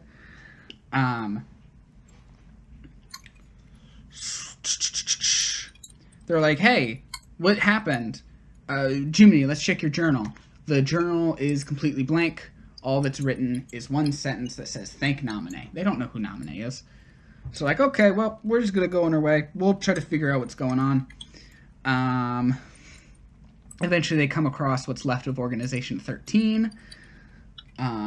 They learn that now Organization 13 is trying to manipulate Sora into collecting hearts for them so that they can finish their artificial Kingdom Hearts. And it works because. So what was that last part? I'm sorry, I was like catching up real quick. So I got Organization 13 down. Mm-hmm. They're using Sora now to try to collect hearts for them, but they're just making him fight the Heartless now, and collect hearts for them for their artificial Kingdom Hearts. But he can't stop fighting the Heartless, so he knows that he's doing this for them, but he can't stop, or else there's just Heartless everywhere. Meanwhile, they deal with Pete, good old Pete. From those Mickey Mouse cartoons. He is like Maleficent's second in command. He learns that like Maleficent is dead, but she comes back. And it turns out that like in between Kingdom Hearts 1 and 2, while she was supposedly dead, she actually like time traveled back to the events of the mobile game and like learned a bunch of stuff. And that will become important for like some of her motivations going forward in a few games. So keep that in mind, and we will get into time travel. It is nuts.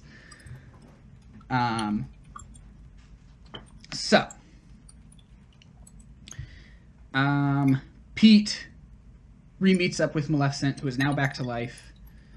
They're trying to control the Heartless. The organization is trying to control the Nobodies. The organization gains control of the Heartless. They think Goofy's dead for a little bit, but he's okay. That's a whole... I've definitely shown you that scene before. That's like the first scene I show anyone when I tell them about Kingdom Hearts.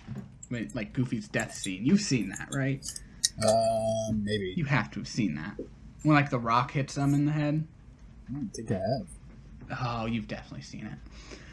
Probably. I probably have seen it, and I'm just drawing a fucking blank because I'm dunce.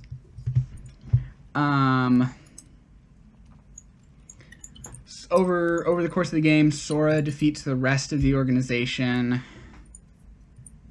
and Bippity Boppity reunites with Riku. Riku turns back into his true self. They team up together to defeat Xemnas. It turns out Diz was Ansem the Wise in disguise all along. Right? But he dies. He's totally dead. What are other important things in 2? There's like definitely a ton of important stuff in 2 that I'm skipping over, I feel like. Well, no, a lot of that game is just going through the Disney worlds. There's not as much important happens until like you get to the end of the game. Okay. So, I think we're good there. I might jump back to 2 later. Okay. But next... oh yeah, and like they all go back to Destiny Islands. They're finally like happy and together again. Yeah, Sora, Riku, and Kairi are. And everyone in Organization 13 is dead, right? So we jump forward, at most like a week things have wound down. We're back in Disney Castle, which is the castle that King Mickey resides over. And Jiminy is trying to figure out why his journals are blank. And this is Kingdom Hearts coded, or as we have in America, recoded. The re is what they say for remakes. We had a Chain of Memories here, which was the original Chain of Memories was for Game Boy Advance. They remade it for PlayStation 2. That was Chain of Memories. Okay. The original coded was a Japanese-only mobile game. They remade it for the Nintendo DS. Okay, so this is a new game. Mm-hmm. So this is recoded. Essentially, they want to figure out the mysteries of the journal, and somehow the traces of its history are still in there, even though the words aren't. So they're able to create a digital world out of the journal, and they enlist the help of a digital Sora to explore this digital world. So they recreate a digital journal, mm-hmm. or as he is called, Data Sora. Data Sora, they create and it's basically just a rehash of the first game, but a few things happen differently. For example, Mickey and Donald and Goofy and Jiminy and Chip and Dale, who are the engineers at Disney Castle, that's their role. They get trapped inside the digital world by Maleficent and Pete, because here's where it's important. They kind of recoded's a weird one. The game wasn't important at first, but when they when they released one of the collections, they turned Recoded into a cutscene movie, and they added new things to it to make it more important. To make it all tie together and shit. Mm-hmm. And one of the things that they added is Maleficent's looking for the Book of Prophecies now. Remember all the way back when you were talking about the mobile game, and the Master of Masters had the Book of Prophecies? Yes, I could see in the future, whatever. Mm-hmm. Maleficent's looking for this because she wants to use this to her advantage. Because when she time traveled back to the events of the mobile game, this is when she learned about it. So now she wants it. And she thinks that going into the digital world is going to help her. It doesn't. And ultimately, they just kind of, it's still not a very important game, so we can get through it pretty quickly. That's kind of it for Recoded, except at the very end, in the secret ending of the game, Mickey is summoned by Yen Sid back to Yen Sid's tower, and is informed that Xehanort is back. Money Mouse was what by Yen Sid? He's summoned Okay. by Yen Sid. Because they learn Xehanort is back because when you defeat someone's heartless and their nobody, their original self returns somehow, because they just really need an excuse to get Xehanort back. So much, is Xehanort young or old at this point? It's the old Xehanort. Oh, it's the old fucking geriatric Xehanort. The old Leonard Nimoy Xehanort. Okay. But Xehanort was voiced by Leonard Nimoy before he died. Wait, for real? For real. Oh, that's fucking baller. Yeah, and then of course they had to get someone else who unfortunately also died, and now they have Christopher Lloyd doing the voice. That's fucking baller. Yeah, and so now I'm just keeping an eye on Christopher Lloyd. Christopher Lloyd better not die, or else the role is extremely cursed. Because I think, because his original Japanese voice actor died as well. So it is an old character, so they get old people to do it, but still. Still. This is fucking wild. Right. Anyway, Mickey writes a letter to Sora, Riku, and Kairi and warns them about this, essentially saying that Sora and Riku need to do their Mark of Mastery exam. They need to test to become Keyblade Masters because, Xehanort is back, and they need to be prepared to deal with this. So this is where we get into Dream Drop Distance. Okay? One sec. They gotta take their Keyblade Mastery exam. Mm-hmm. The Mark of Mastery is the name. Yeah, Mark of Mastery. Okay. Mark of Mastery. So, that's all that Dream Drop Distance is about. Sora and Riku are sent to unlock the hearts of sleeping worlds. This is how they will perform their test. Essentially, the way that you test for the Mark of Mastery is really up to whoever the tester is. All Terra and Aqua had to do was fight some balls of light and spar each other. But here, Sora and Riku are tasked with saving worlds saving worlds and learning the power of waking. Or at least Sora needs to learn the power of waking. But essentially, they have to go in and save these sleeping worlds that are what's left of worlds that fell to darkness before, that are sort of, quote, dreaming of their last moments. So it just kind of cycles through the events again of what happened previously. And once we get towards the end here, Sora is confronted by Xigbar. Except Xigbar's supposed to be dead. And there's Xehanort and a whole bunch of other Organization 13 figures, at least wearing the coat, because now that Xehanort is back, he's creating what he calls the true Organization 13. Free from all these traitors before. And he's filled this with Xemnas and Ansem and even his young self, because he's discovered time travel. Now, the rules of time travel in Kingdom Hearts are fucking nuts, okay?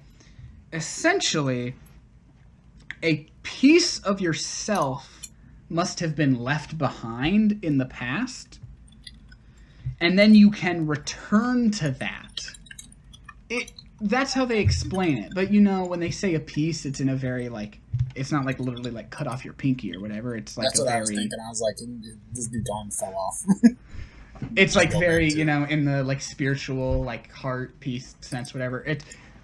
If you exist, but in a different form, you can go to there. So it's Xehanort could travel to the past where Ansem exists because it's not the same, right? So he's connected to that other version of himself. We learn that this is why young Xehanort wanted to leave Destiny Islands in the first place, because one of these other Xehanorts time traveled and planted that idea in him and pushed him out for that, right? So we've cycled back to that. But they want Sora to be their 13th, because now what Xehanort is doing, and what he actually really wanted, what Xemnas wanted to do all along when they were creating Kingdom Hearts, is they didn't want to give everyone their hearts. In fact, we learn here that these special nobodies can actually eventually grow their own hearts.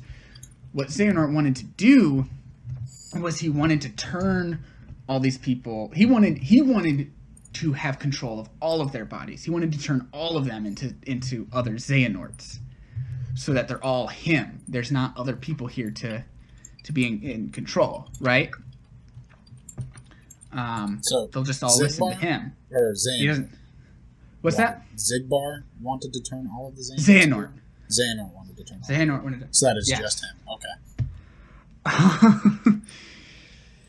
I'm sorry, it's funny this is that getting you so said convoluted. what you said, because we will get into that. There is a thing with Xigbar. We will get into it when we get into it. It hasn't been explored fully. It's a very recent twist to be revealed.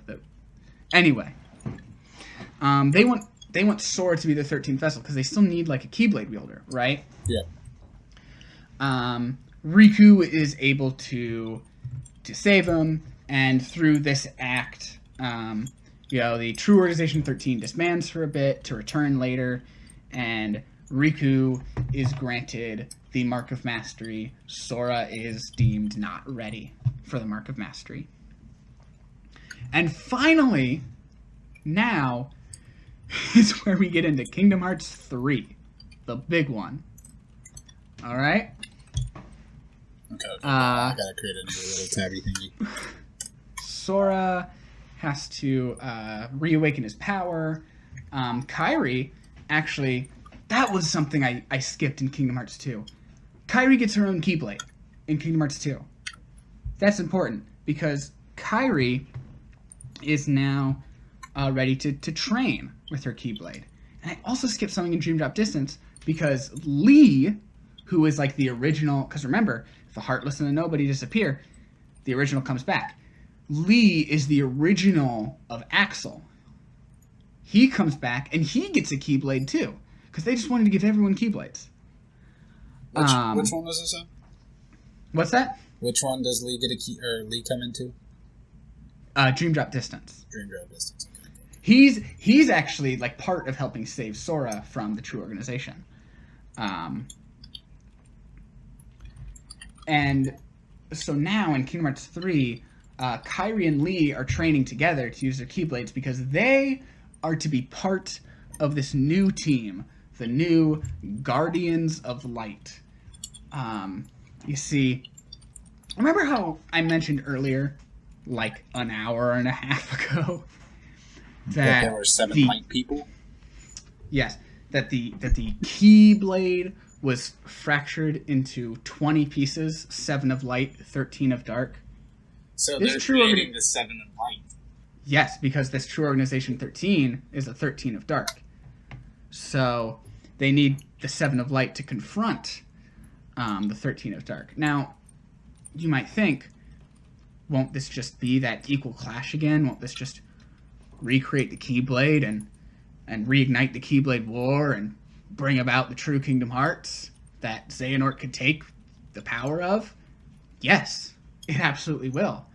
But they have to, or else they'll just get the 13 Princesses of Heart to do it.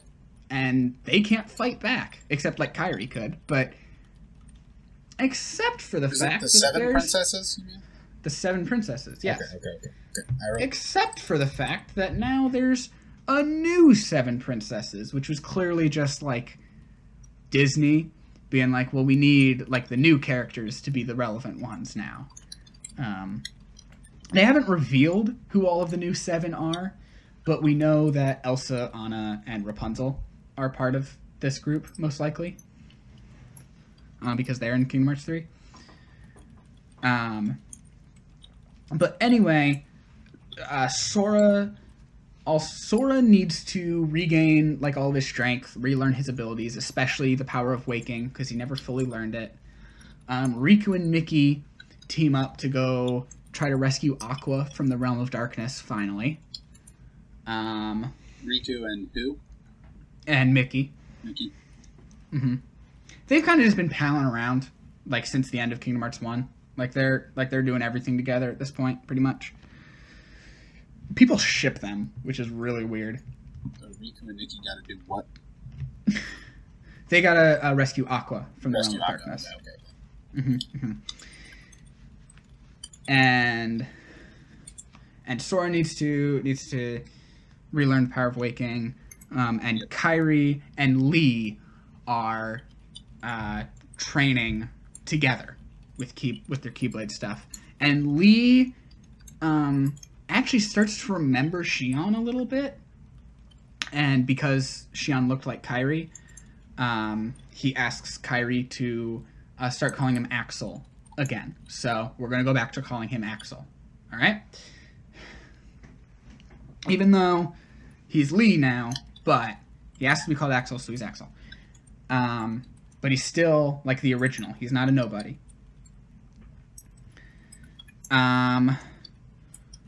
Over the course of this, we learn who some of the other members of the True Organization 13 are. Strangely enough, Marluxia's one of them, and Larxene even though like they were the two that completely wanted to betray the original Organization 13, and I have no idea why they have a place in the organization. But also in the true organization are the Riku from the past that had been possessed by Ansem, because that counts as like a separate entity from Ansem, so they can pull him into the future. Young Xehanort is on this team. Have I been spelling Xehanort right? Is it Zaonort? Nope. Okay, well, at this point, I've got Xehanort typed so many fucking times. It doesn't matter. That's how Xehanort's spelled right, now. It says X, isn't it? Xehanort.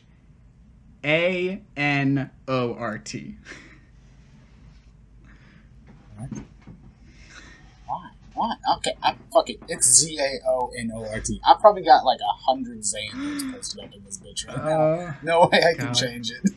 So I'm gonna be looking at this quiz and it's gonna say Xehanort. I'm gonna be like, who the fuck is this? Oh, well, guy? I'll just ask you. I'm just gonna ask you the questions out loud anyway. Okay. All right. So Young Xehanort is also a part of the True Organization 13. Mm-hmm. Yes.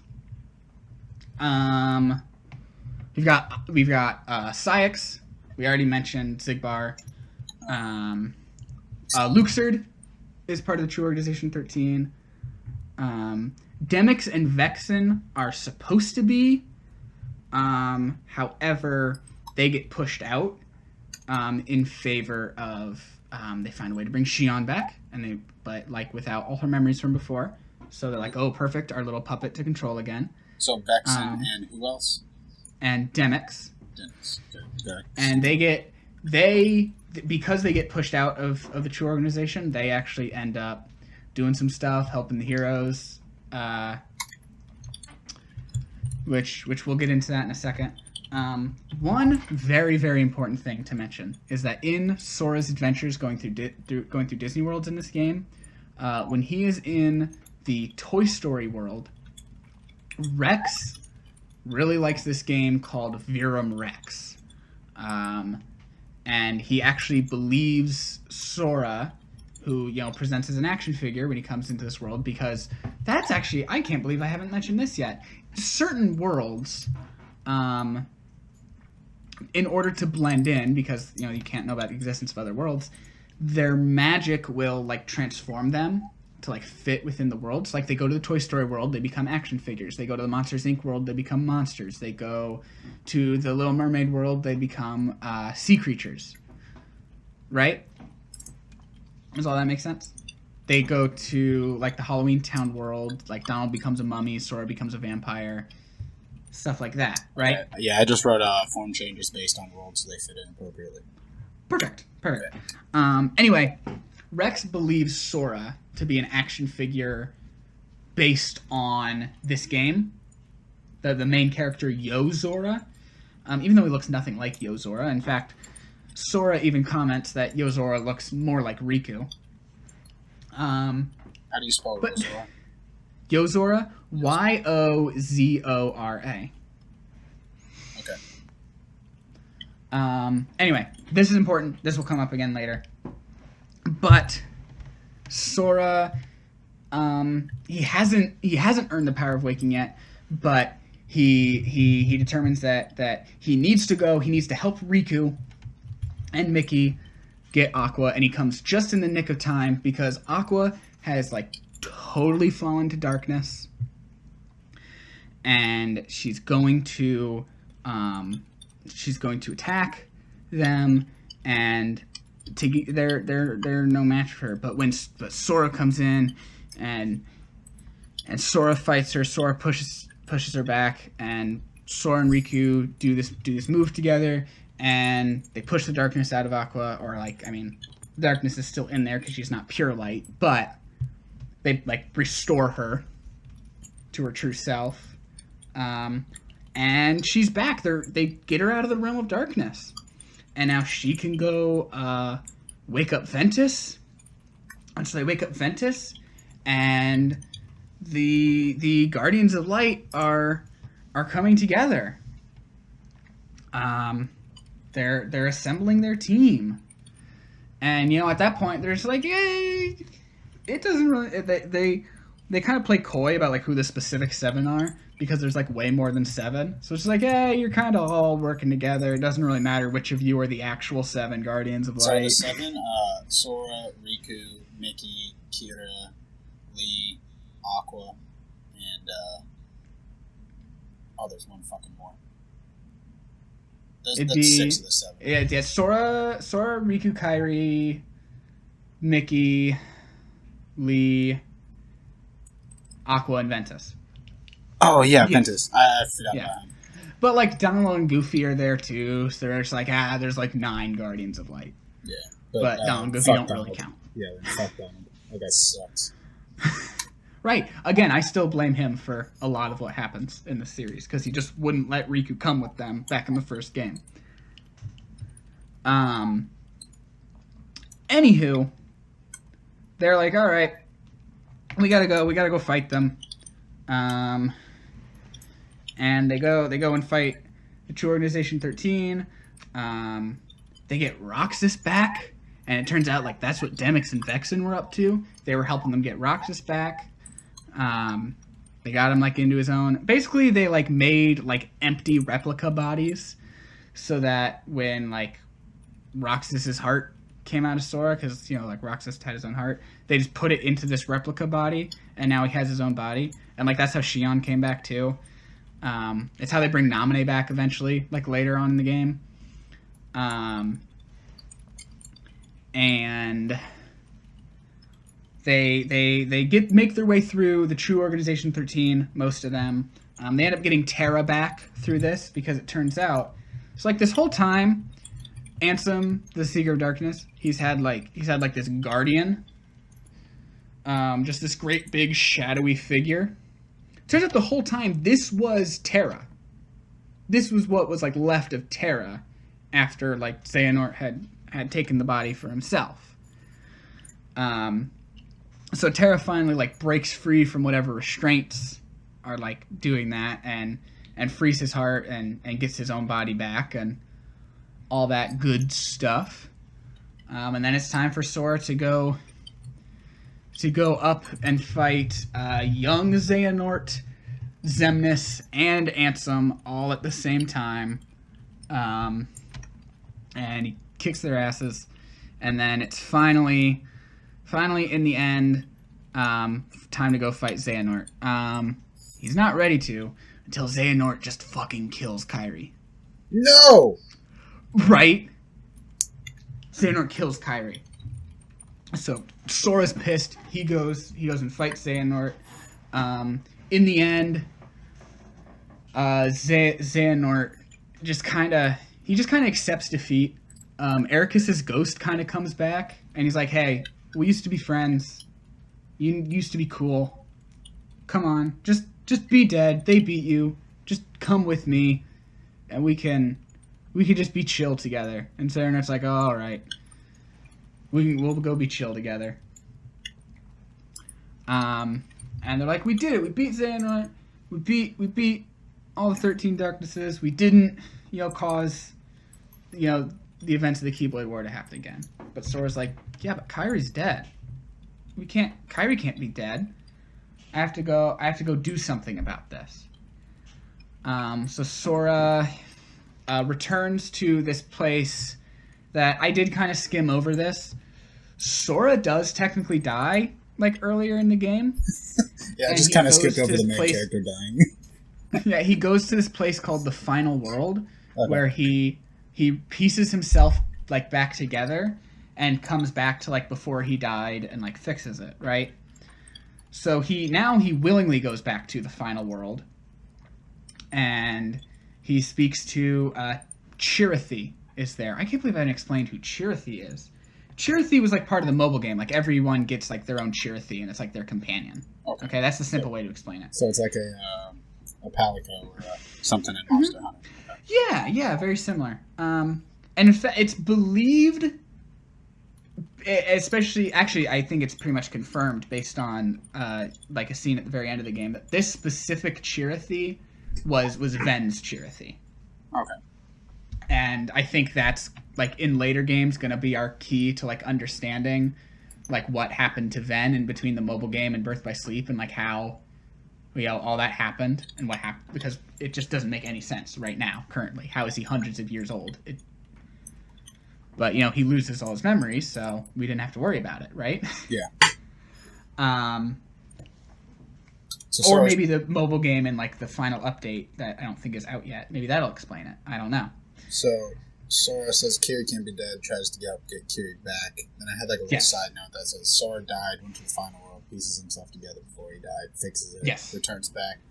Also, there's a little Cheerio named Chirithy. Chirithy? Chirithy. How do you spell that? Chirithy.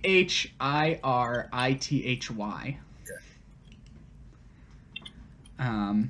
Named what? Does it have a name? No, it's just they're all just named Chirithy. That's their species name and that's their name. They're all just named Chirithy. Okay. But Sora speaks to this Chirithy, and this is the DLC now to the game. It's called Remind. This was like a story expansion to extend on this, right? Okay, so this is a new game, or it's the same game DLC? It's the DLC to 3. And so he's like, Chirithy, you need to help me make it so Kairi doesn't die. And Chirithy's like, well, that's really complicated because I can't just send you back to before, because then it'll just happen the same way again. So I can kind of send your spirit back, and you can jump from person to person, and you'll like all these people will have like parts of her, so you'll need to like collect like her pieces, and it's very complicated. It was basically kind of just a way to like let you replay the final fights, but as the other characters that were like your companions then, because I think people wanted to be able to play as those other characters. But essentially, he brings Kairi back. They fight Xehanort together now, and she doesn't die.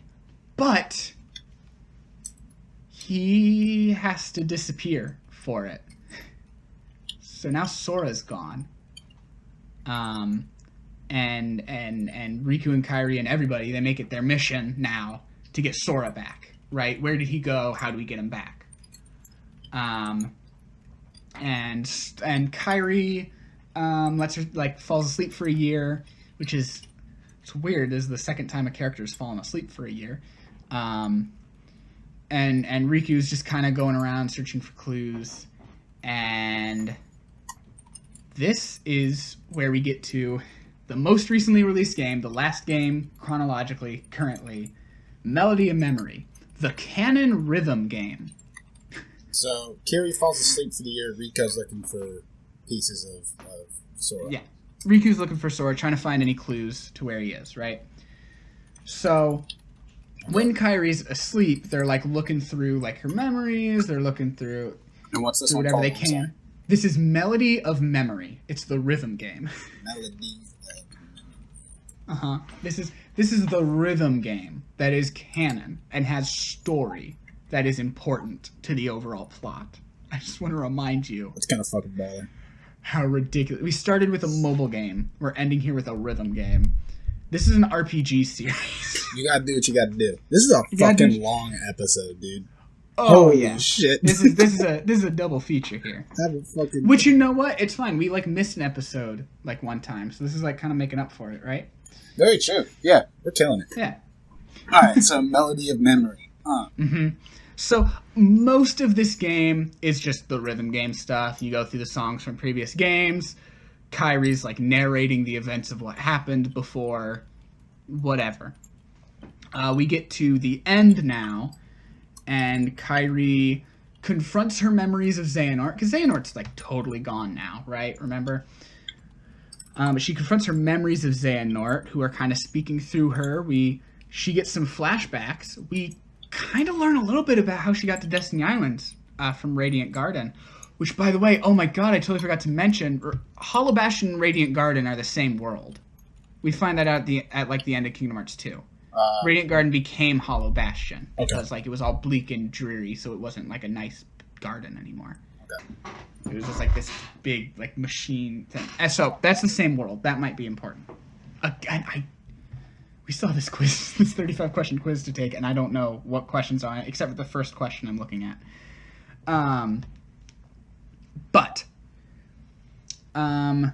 They basically, through this, they find out where Sora is. And, this is where it gets absolutely nuts, right? As if it hadn't already, I say. I say as if it hadn't already.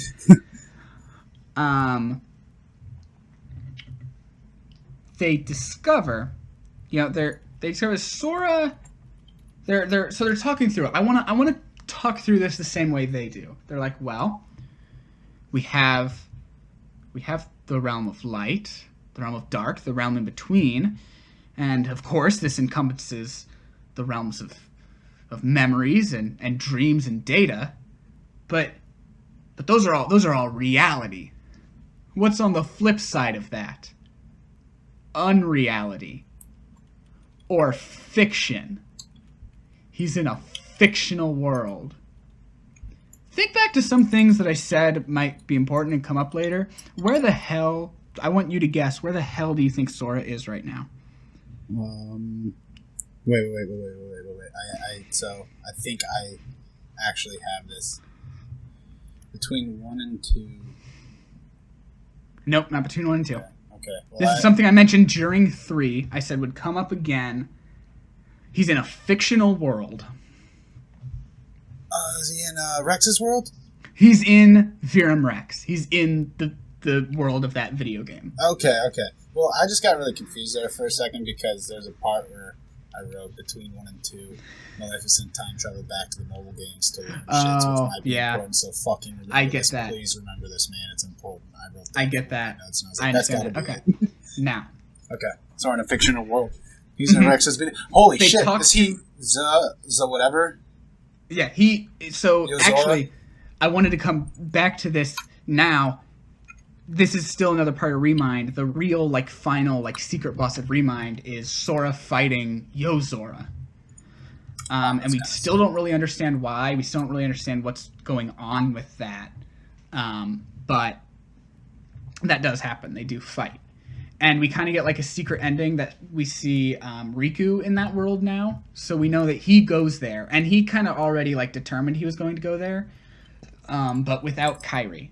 Kairi is I still need to train. I'm not done training. Which I think is stupid. Because she was literally when she was training with Lee, she was in a realm where time didn't pass. So she literally had all the time in the world to train. And she's like, I'm not done training yet. They just won't let her do anything.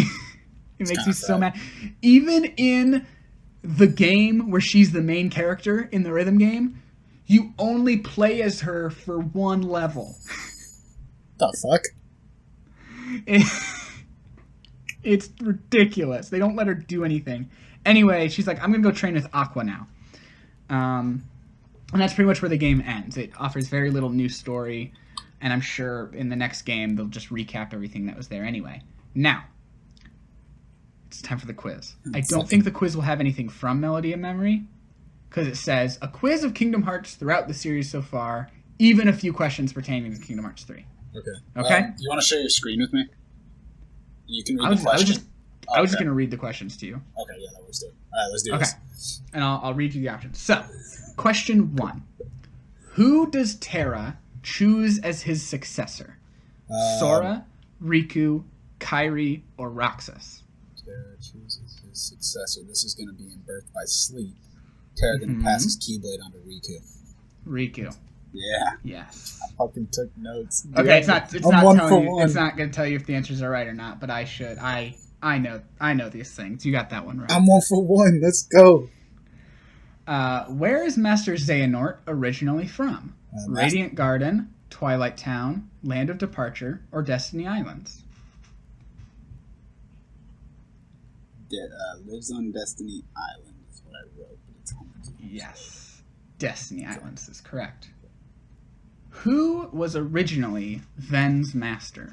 Yen Sid, Ansem the Wise, Master Xehanort, or Master Ericus?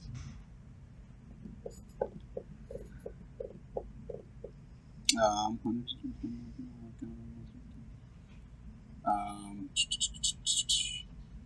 want to say it's. Can't get the darkness out of it. I want to say it's Ericus. Ooh, it's Goes Xehanort. to study. That's gonna be wrong. Wait. Okay, No. it's Zane. I mean, I got it wrong. That's a wrong answer. I didn't write that down. Fuck. I wrote that Xehanort goes to study with Ericus. Oh no, I didn't really tell you this one. We're gonna Question guess 4. I didn't really tell you, but I think you might be able to figure it out. Okay, let's try. Based on what I have told you. So, in Kingdom Hearts, who opened the door on Destiny Islands? Is it Sora, Riku, Kairi, or Terra? I didn't really tell you about the door, but maybe you'll get it. I don't think it's Sora. If it's gonna be anybody, it's gonna be Kyra. Let's pronounce Kairi. Yeah, I don't know why I said Kyra. I'm not, by the way this question is worded, I'm not entirely sure which one would be correct, but I think it should be Riku, but I'm going to put Kairi because that's what you said. Oh no. I absolutely didn't tell you this one.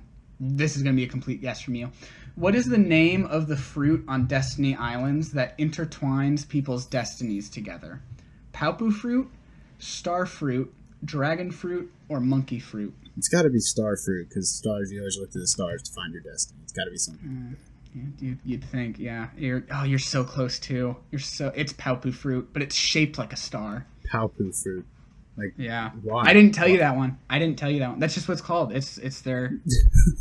I completely didn't tell you that one. Wow. It's okay. There's a point off from me for my teaching. Yeah, we can add that onto my point. So we take a point. So if it's a point off from you, let's say the question or the quiz is now to 34. Oh yeah. Point off from me is an extra point for you. Yeah. So that'd be cool. Okay. Yeah. So I feel that makes sense. Yeah. So purposely make sure that one's right. I guess if that makes sense. And that's actually 2 for me because I didn't really tell you about the door. I'm not gonna we just created this one, so the last one doesn't count, but the fruit's good. We'll do it for the fruit now. Okay. All right. Which means there's a potential for you to get extra credit if you get ones right that I didn't tell you. Yeah, maybe then for every one I get right that you didn't tell me, I just get 1 extra point added on at the end. Yeah. Okay. All right. Okay. Makes fair. Question number 6. Who was the Keyblade originally intended for at the beginning of Kingdom Hearts?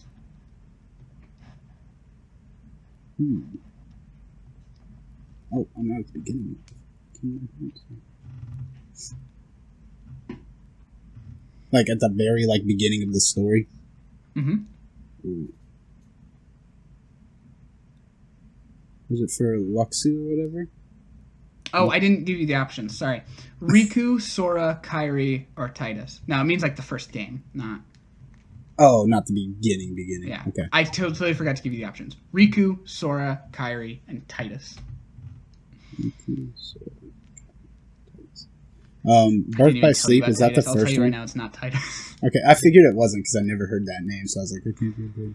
It's Titus from Final Fantasy X, but he's a kid. Oh, it's for Sora, isn't it? Isn't it supposed to be for Sora? It's supposed to be for Riku. Fuck. What were question 7? What were Sora, Kairi? Oh and yeah, because Terra was going to pass his Keyblade on to Riku. Yeah. Yeah. What were Sora, Kairi, and Riku working on prior to the start of Kingdom Hearts? A raft, a pool, a house, or a tree house? They were going to build a dope-ass treasure planet ship. I need one of the answers. Okay, it's got to be a raft. A raft, yeah. I did not tell you this one. So let me mark an extra point for you, and let's see if you can get it. What is the name of Sora's Keyblade? Kingdom Key, Way to Dawn, Kingdom Key D, or Rainfell? I feel like it's Kingdom Key. Absolutely. Fun fact, Kingdom Key D is Mickey's Keyblade. The D stands for darkness. He has the dark, opposite of it. I thought it would have stood for Disney because Disney likes to market inside of their There you go. There's an extra point for you. Good job. Yeah, that's 2 points, baby. Let's go. All right. Let's see if you can figure this one out. I gave you all the information for it, but I didn't explicitly tell you. Okay. How old is Sora in Kingdom Hearts and Kingdom Hearts Chain of Memories? 15, 14, 16, or 17? So he'd slept... He'd slept for a year. Didn't he sleep for a year at this point? The year Sora's 14. after Chain Sora's of Memories. 14. He's 14. Yep, correct. Fuck yeah. I told you he was 4 in Birth by Sleep, and Yep. the first game is 10 years later. Yeah, I got a note that says 10 years later, finally to the first game, Sora's 14 now. Oh, I think I did actually say he's 14. Okay. Yeah, I think you did. Oh, no, I did tell you this one. What was the first world on Sora's journey?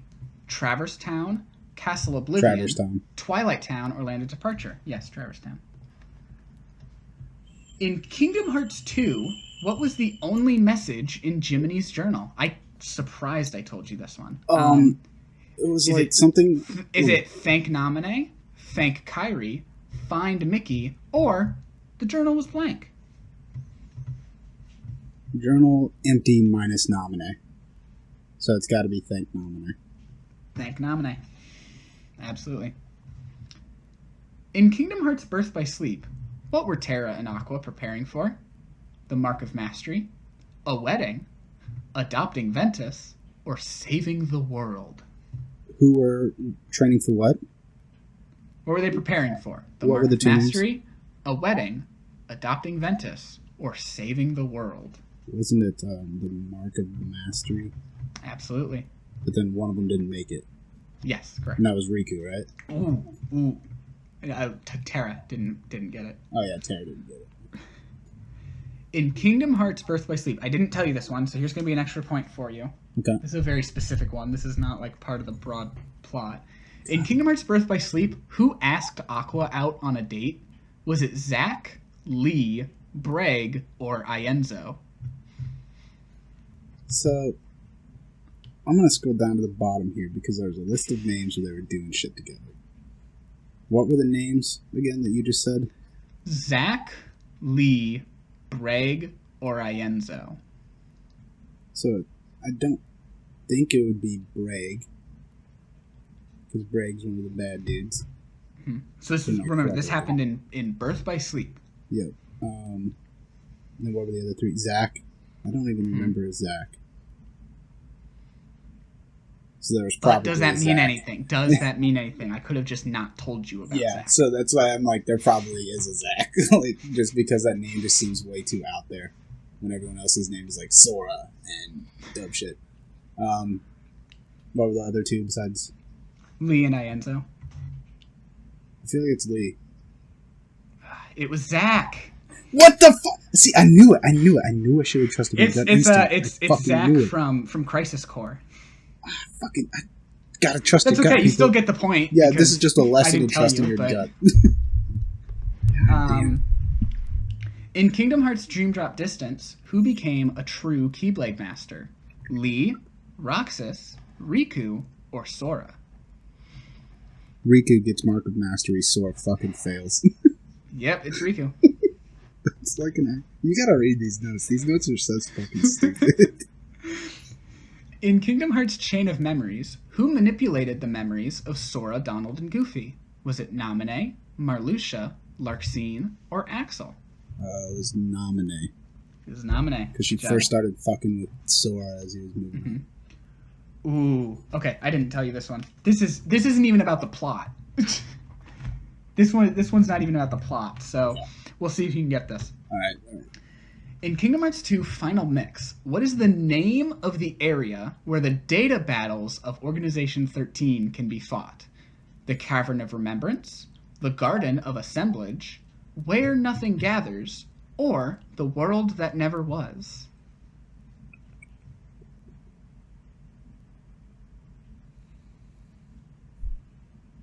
Can you repeat the answers again? I'm just trying to see Cavern if I of have it. Remembrance, Garden of Assemblage, I feel like it's got to be Cavern of Where Nothing Remembrance. Gathers, or World That Never Was. Is it Remembrance? Oh, it's the Garden of Assemblage. Fuck. Ooh, I did tell you this one. In Kingdom Hearts, what is the name of the final world on Sora's journey? End of the World, The World That Never Was, Castle Oblivion, or Realm of Darkness? Answer on Kingdom Hearts, Artificial Kingdom Hearts, it's people who go to the Realm of Darkness. It's gotta be the Realm of Darkness, because that's what they were trying to. Ooh. It's End of the World, and I did tell you that. Fuck, yes, I see it. Sora has to follow Ansem, who hasn't merged with Riku. End of the world. World that is an amalgamation of worlds that have fallen into darkness before. Yeah. Fuck. And I even told you that earlier. Okay. In Birth by Sleep, who did Aqua sacrifice herself to save? Was it Terra, Ventus, Kairi, or Master Ericus? That's up top. Sorry. When you first say it, like, I gotta, like, try to find my notes. So, Aqua. So what was the question again? I'm sorry. In Birth by Sleep, who did Aqua sacrifice herself to save? Was it Terra, Ventus, Kairi, or Master Ericus?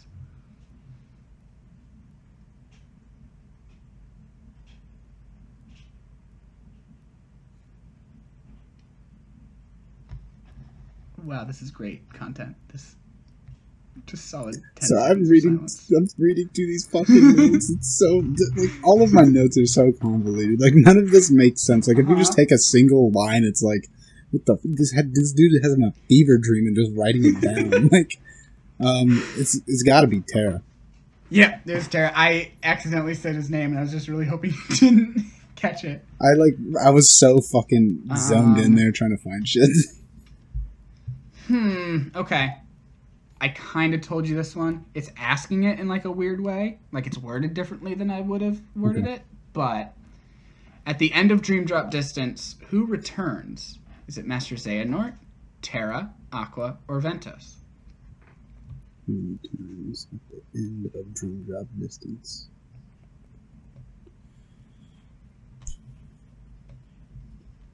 This is where we started talking about time travel. Mm-hmm. So it's got to be Xehanort. Yeah. I technically, like, I told you he came back and recoded, but, like, technically, like, he wasn't really back yet. They were just like, he's gonna come back. I just thought it was easier to say it that way, but then the question had to be worded more specifically. Okay. Who is Roxas the nobody of? Ventus, Sora, Riku, or Vanitas? Roxas. Sora. Sora, yep. Ooh, okay. Here's one I didn't tell you. So here's your chance to get an extra point. Double or nothing.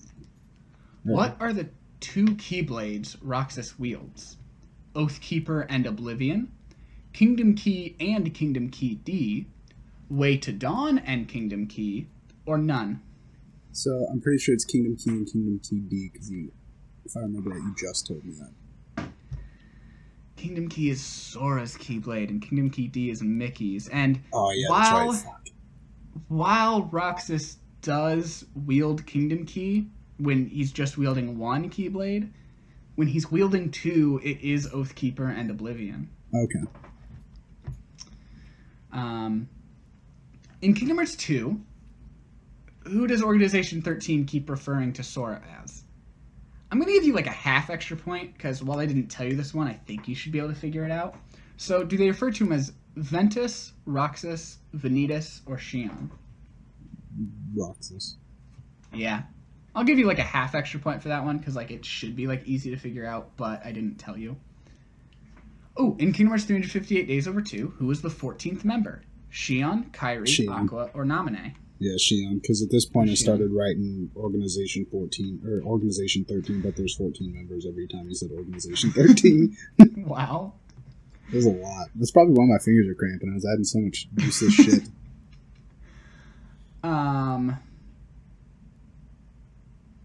Oh, okay. Yeah, I didn't tell you this one. In Kingdom Hearts Chain of Memories, who forced Sora to remember Naminé? Axel, Zexion, Vexen, or Larxene? I'm sure the two that turned on them. It's okay. This is weirded kind of. This is worded kind of weird. Let me rephrase this question to make this easier.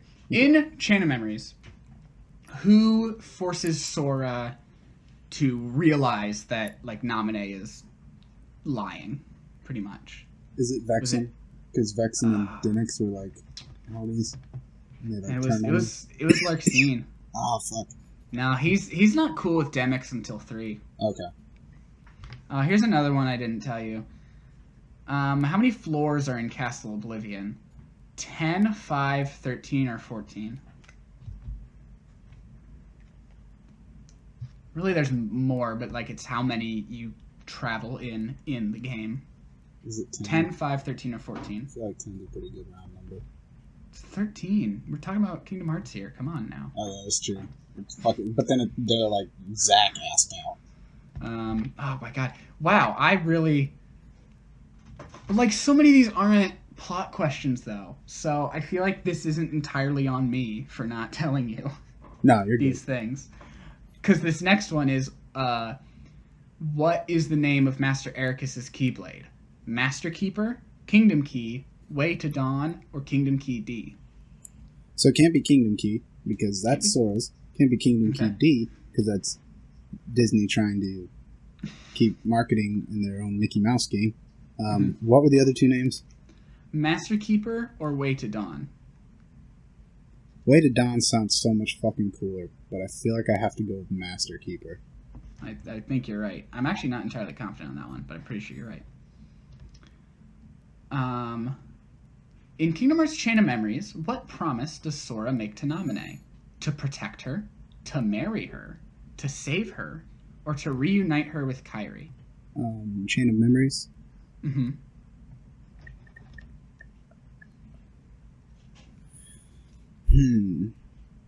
So there's not many memories of fake memories.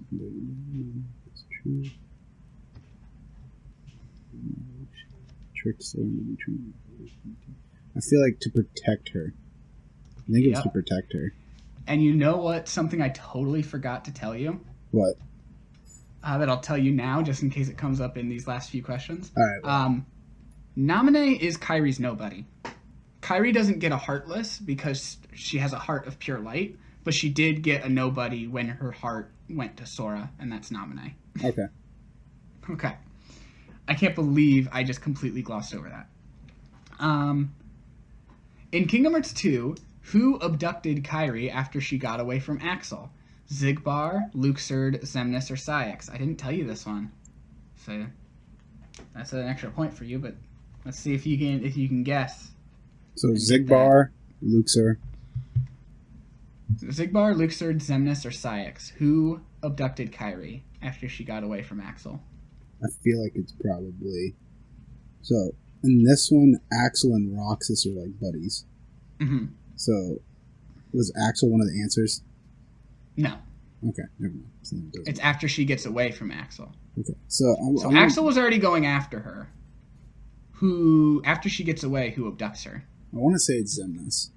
It was Saïx. Shit. But that's okay, because you still get the point. You just don't get extra credit. In Kingdom Hearts Coded, who was the hero? Sora, Riku, Data Sora, or Roxas?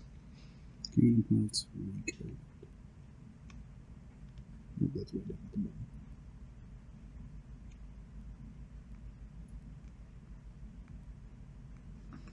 Okay, can you repeat that one more time? I'm sorry. Who was the hero? Sora, Riku, Data Sora, or Roxas? So it's going to be Star Trek Data Sora. Data Sora, yep. I see what you did there. Alright, you got 5 questions left. In Kingdom Hearts, what world did Sora temporarily lose possession of the Keyblade? Olympus Coliseum, Neverland, End of the World, or Hollow Bastion? Was it Hollow Bastion? It's Hollow Bastion. Good job. I feel like I'm doing pretty fucking good. I think that's like a testament to you, though. Well, and you writing literally everything I said down. That's true. I did do that. In Chain of Memories, who tried to force Riku to submit to darkness? Was it Lexius, Vexen, Ansem, or Marluxia? I didn't really tell you this one. I kind of skimmed over Riku's story, so Let's see if you can get extra credit on it. So what were the answers again? And what was the Lexius, question? Vexen, Ansem, or Marluxia. Okay. Oh, no, I guess I did tell you this one. And then what was the question? I was thinking of a different thing. Who tried to force Riku to submit to darkness?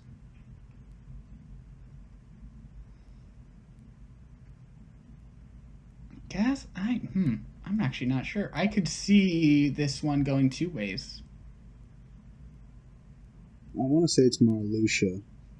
Well, that's not one of the two ways I could see it going, so. Fuck. No, Riku never met Marluxia. Marluxia was just dealing with Sora. Okay, yep, I see that. In Kingdom Hearts 2, where did Sora, Donald, and Goofy wake up? Twilight Town, Castle Oblivion, Hollow Bastion, or Destiny Islands? I didn't really tell you this one, so I'll make that count, but let's see if you can get the extra credit on it.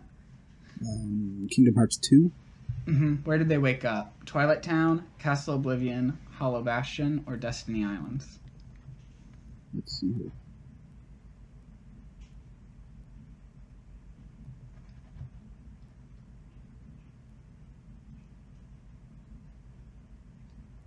Twilight Town. Yeah, good job. I didn't tell you that because they went to sleep in Castle Oblivion, but yeah, they woke up in Twilight Town. Okay, I see. This was actually written before Kingdom Hearts 3, so I guess these last few questions are based on what was already known about 3 before it came out. Okay. So, it says, in the upcoming Kingdom Hearts 3, Sora has reached the title of Keyblade Master. True or false? Sora has not reached the rank of Keyblade Master at this point. Correct. You are correct. Oh, no, never mind. This one is based on the first game. I thought the last 3 would all be Kingdom Hearts 3, but maybe it was just that one. In Kingdom Hearts, Kairi's heart sought shelter in Sora's. True or false? Kairi's heart sought shelter in Sora's.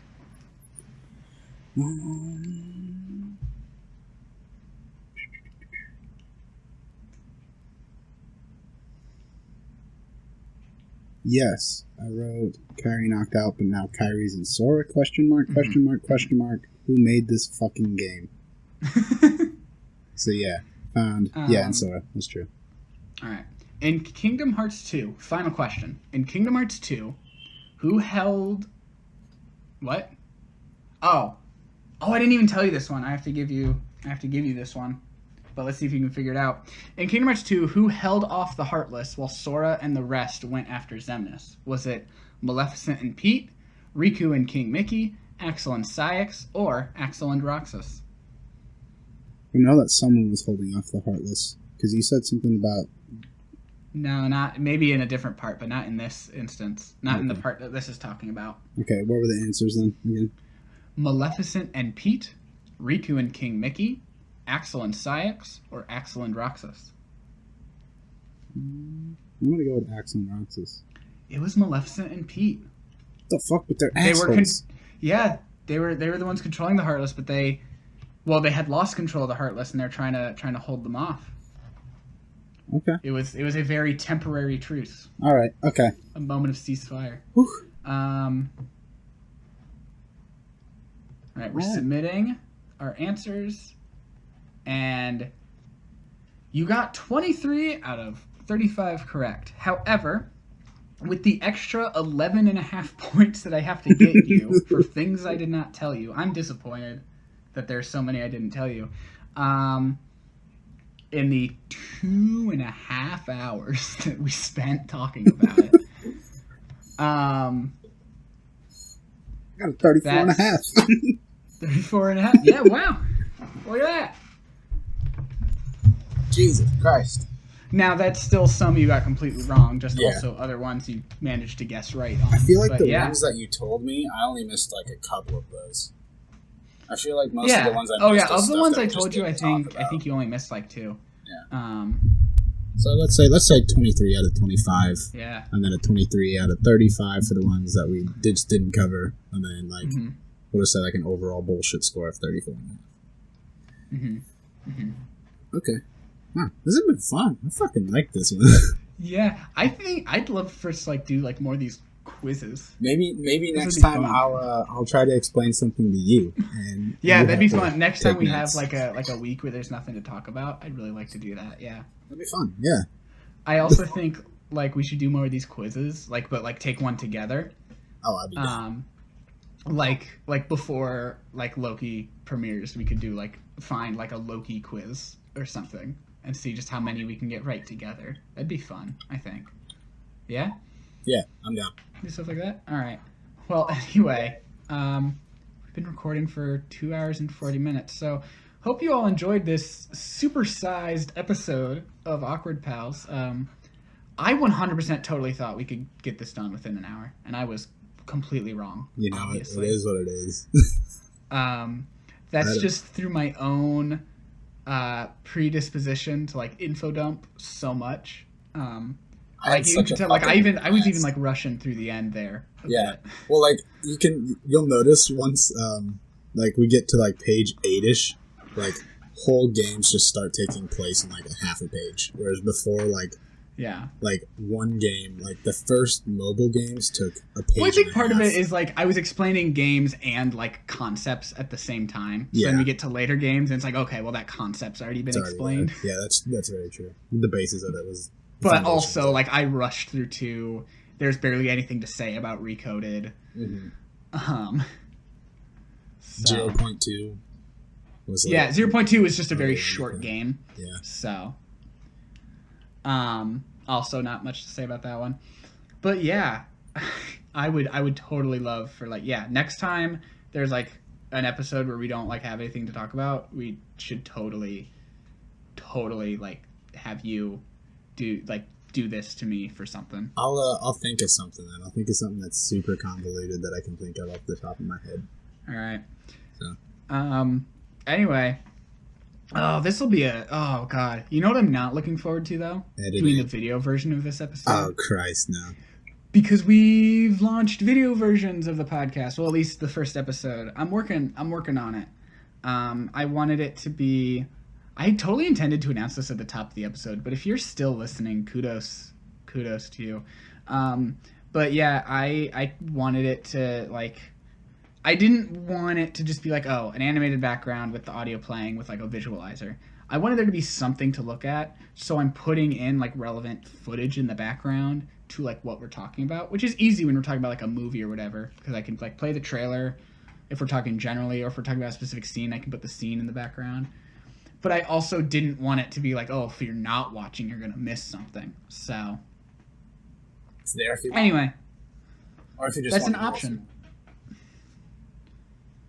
But you can always listen first on whatever platform you listen to podcasts to. So, what were you saying? I interrupted you. Oh, I just said there's another option if you want to listen to our voices again. You know? Okay. Yeah. Anyway, that's out on my YouTube channel, Crystal Rivers. And if you want more from me on other things, I'm on Twitter and Twitch, Crystal__Rivers. That's with 2 underscores. Hopefully this week I should be like actually getting back into Twitch. The past couple weeks I've just been slow because I was finishing up my semester, but I'm all done with that now. So hopefully I can get back to a good streaming schedule. Colton, do you want to plug something? You can follow me on Twitter at WanLutQuinn and make sure the N comes before the L in Walnut. All right. Well, that cut off on my end, but hopefully your own microphone picked it up. I think it did. I got some audio marks here. All right. That's probably just Discord being weird and being Discord. Anyway, we need to sign off before this hits the 3-hour mark. I'm going to send you a keep 3-hour rambling. recording. I'm just going to keep recording for the next 17 minutes. It's just going to be Please radio don't. silence. All right. Peace. Adios.